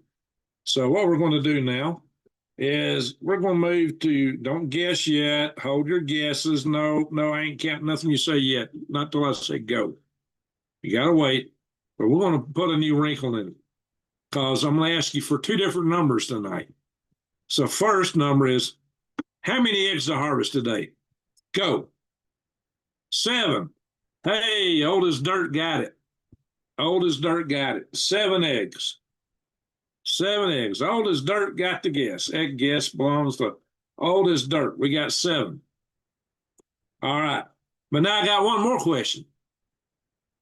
And I was inspired to put this one out there by Ed over at Prepper Nurse One. I actually attended his live session today. And he took another count. The old as dirt got it. 7. So the next question is, of the 7 eggs, how many come from my Easter eggers? My Easter egger hens. They'll be a bluish color, light bluish. How many eggs from my Easter eggers? So we get 2 guesses tonight. And I'm going to do it this way now.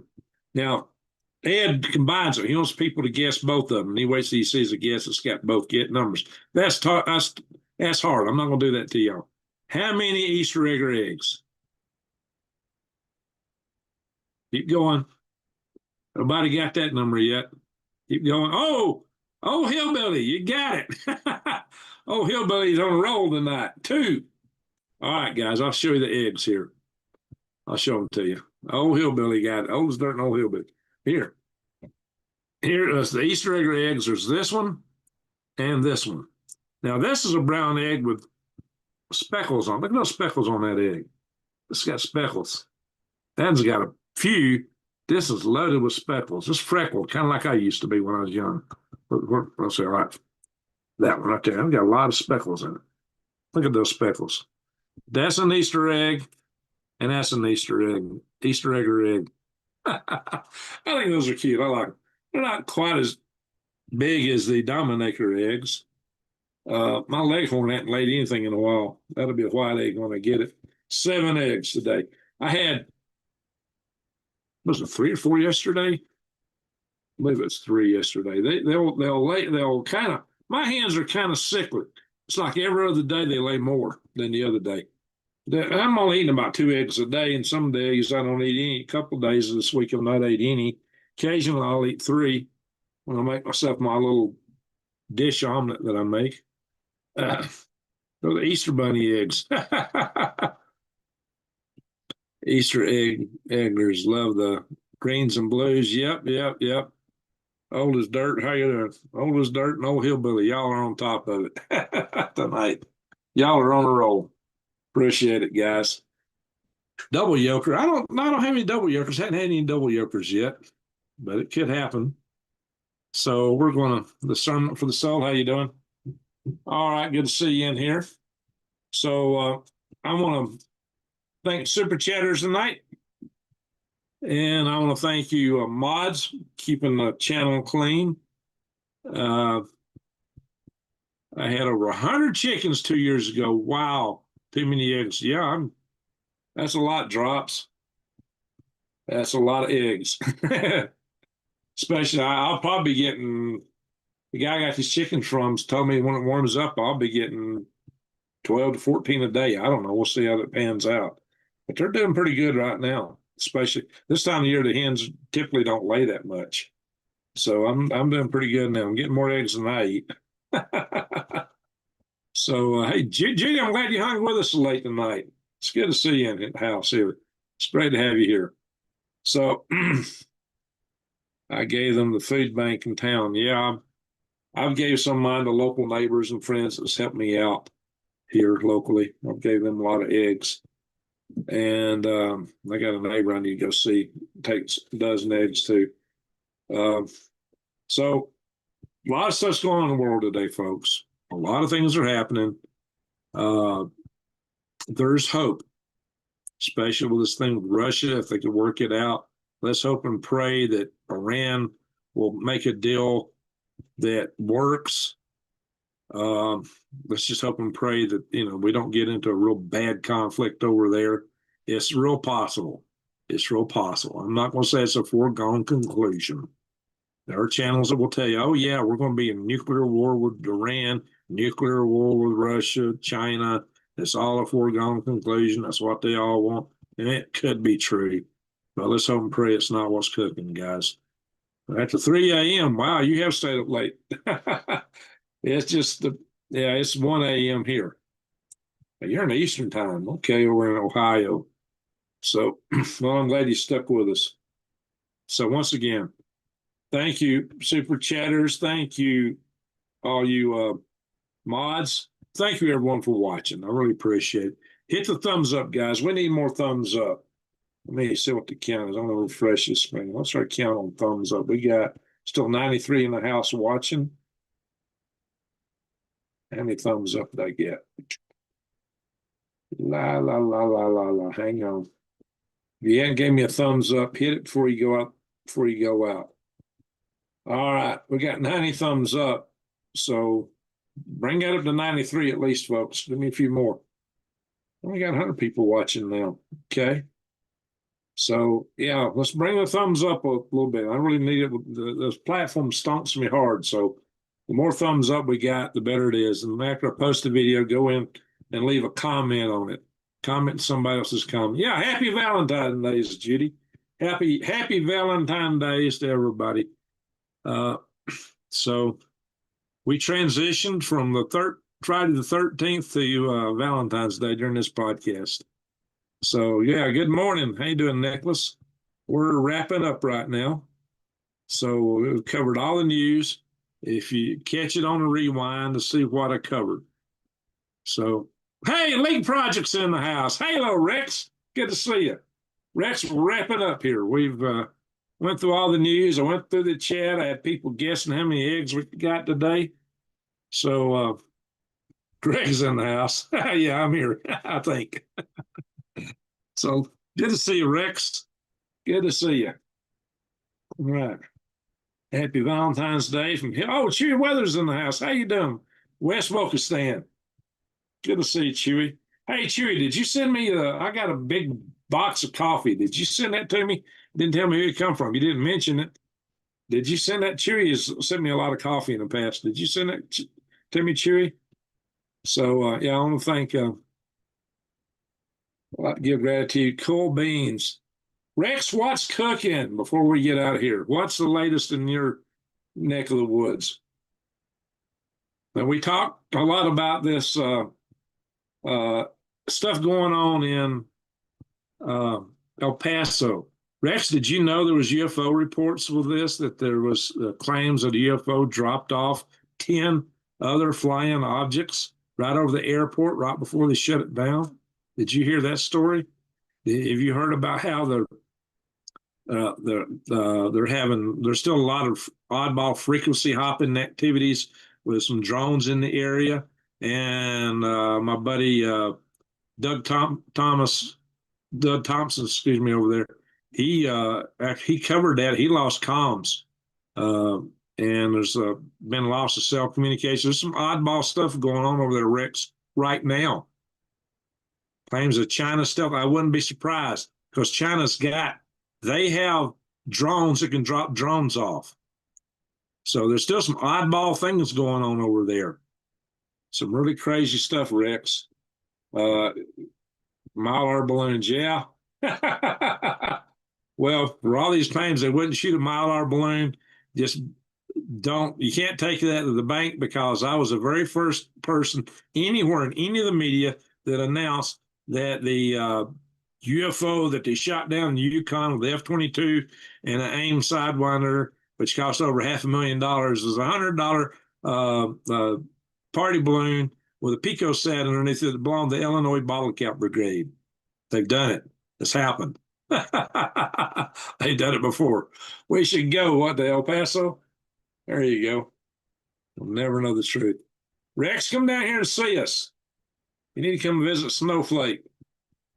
You got a lot of friends down here. So you had some cellular disruptions yesterday. Yeah, I wouldn't be surprised. Wouldn't be surprised at all. Roswell. Yeah, there's some oddball stuff going on. Yeah, I really wonder. Look, the way things got ratcheted up seems to be intentional. I think there was a threat. I think there was a real threat, and they tried to take it out or did take it out. And I think the Mylar balloon is just a cover story. That's what I think. I think it's a cover story. Something really went down, and there's still some strange activity in the area. One guy who covered that was my friend Doug Thompson. Doug Thompson. He's got the channel called Uncommon News 777. I've interviewed him on here a few times. He sent me a voice recording. He can't even get the internet. He didn't know if his live cast was still up, and I told him it was. And I played part of it, this video. So, and where he was going around and, looking at testing all the frequencies in there. He's in El Paso. He's in El Paso. You think, all righty. Well, Rex, it's good to have you in the house, buddy. Brother from another mother. It's good to have you in the house. Everybody give a shout out to Rex. Go watch his channel, subscribe to it, and bang the bell. If you're not subscribed to my channel, subscribe and bang the bell. And I'm back. I crashed. Oh, Colorado Jam. Maybe you're having some comm issues. Some strange stuff's going around. Yeah, I already got my start on Rex's channel. He launched me. And really, believe it or not, he's indirectly the reason I'm here in Snowflake. That's another big story. Anyway, Rex, is really why I'm here, indirectly. But he had a hand in it, whether he knows it or not. Smash the thumbs up. Well, thank you, Rex. Thank you. We will also have a CME problem where the Southern Hemisphere magnetic lines are weakening big time. Yeah, that's a problem with the South Atlantic anomaly. Hey, Rodney, I'm back to get my pizza ready for dinner. Good to see you, Rodney. We've had Europe, we got Australia, we've got people all over the world here. So let's do another podcast soon. Yes, sir, Rex, let's do one. It sounds like a lot of fun. We need to do it. And I need to start interviewing people over here. Nano. Yes, nano. Anyway, keep in the hey there, Z3. How you pronounce that? Holy Mind. Holy Mind. All right. So good to see all you folks in here tonight. I'll send some different people tonight than I normally do. So we still got 92 in the house, so that's good. All righty, folks. So once again, thank you everyone for watching. Thank you, mods. Thank you, super chatters. Good to see Rex in the house. Yeah, we'll have to do a joint show here. We'll come on Leak Project pretty soon. Anyway, much gratitude to everyone. And happy Valentine's Day. And to one and all, a good night, good day, wherever you are. And in memory of Granny Lana.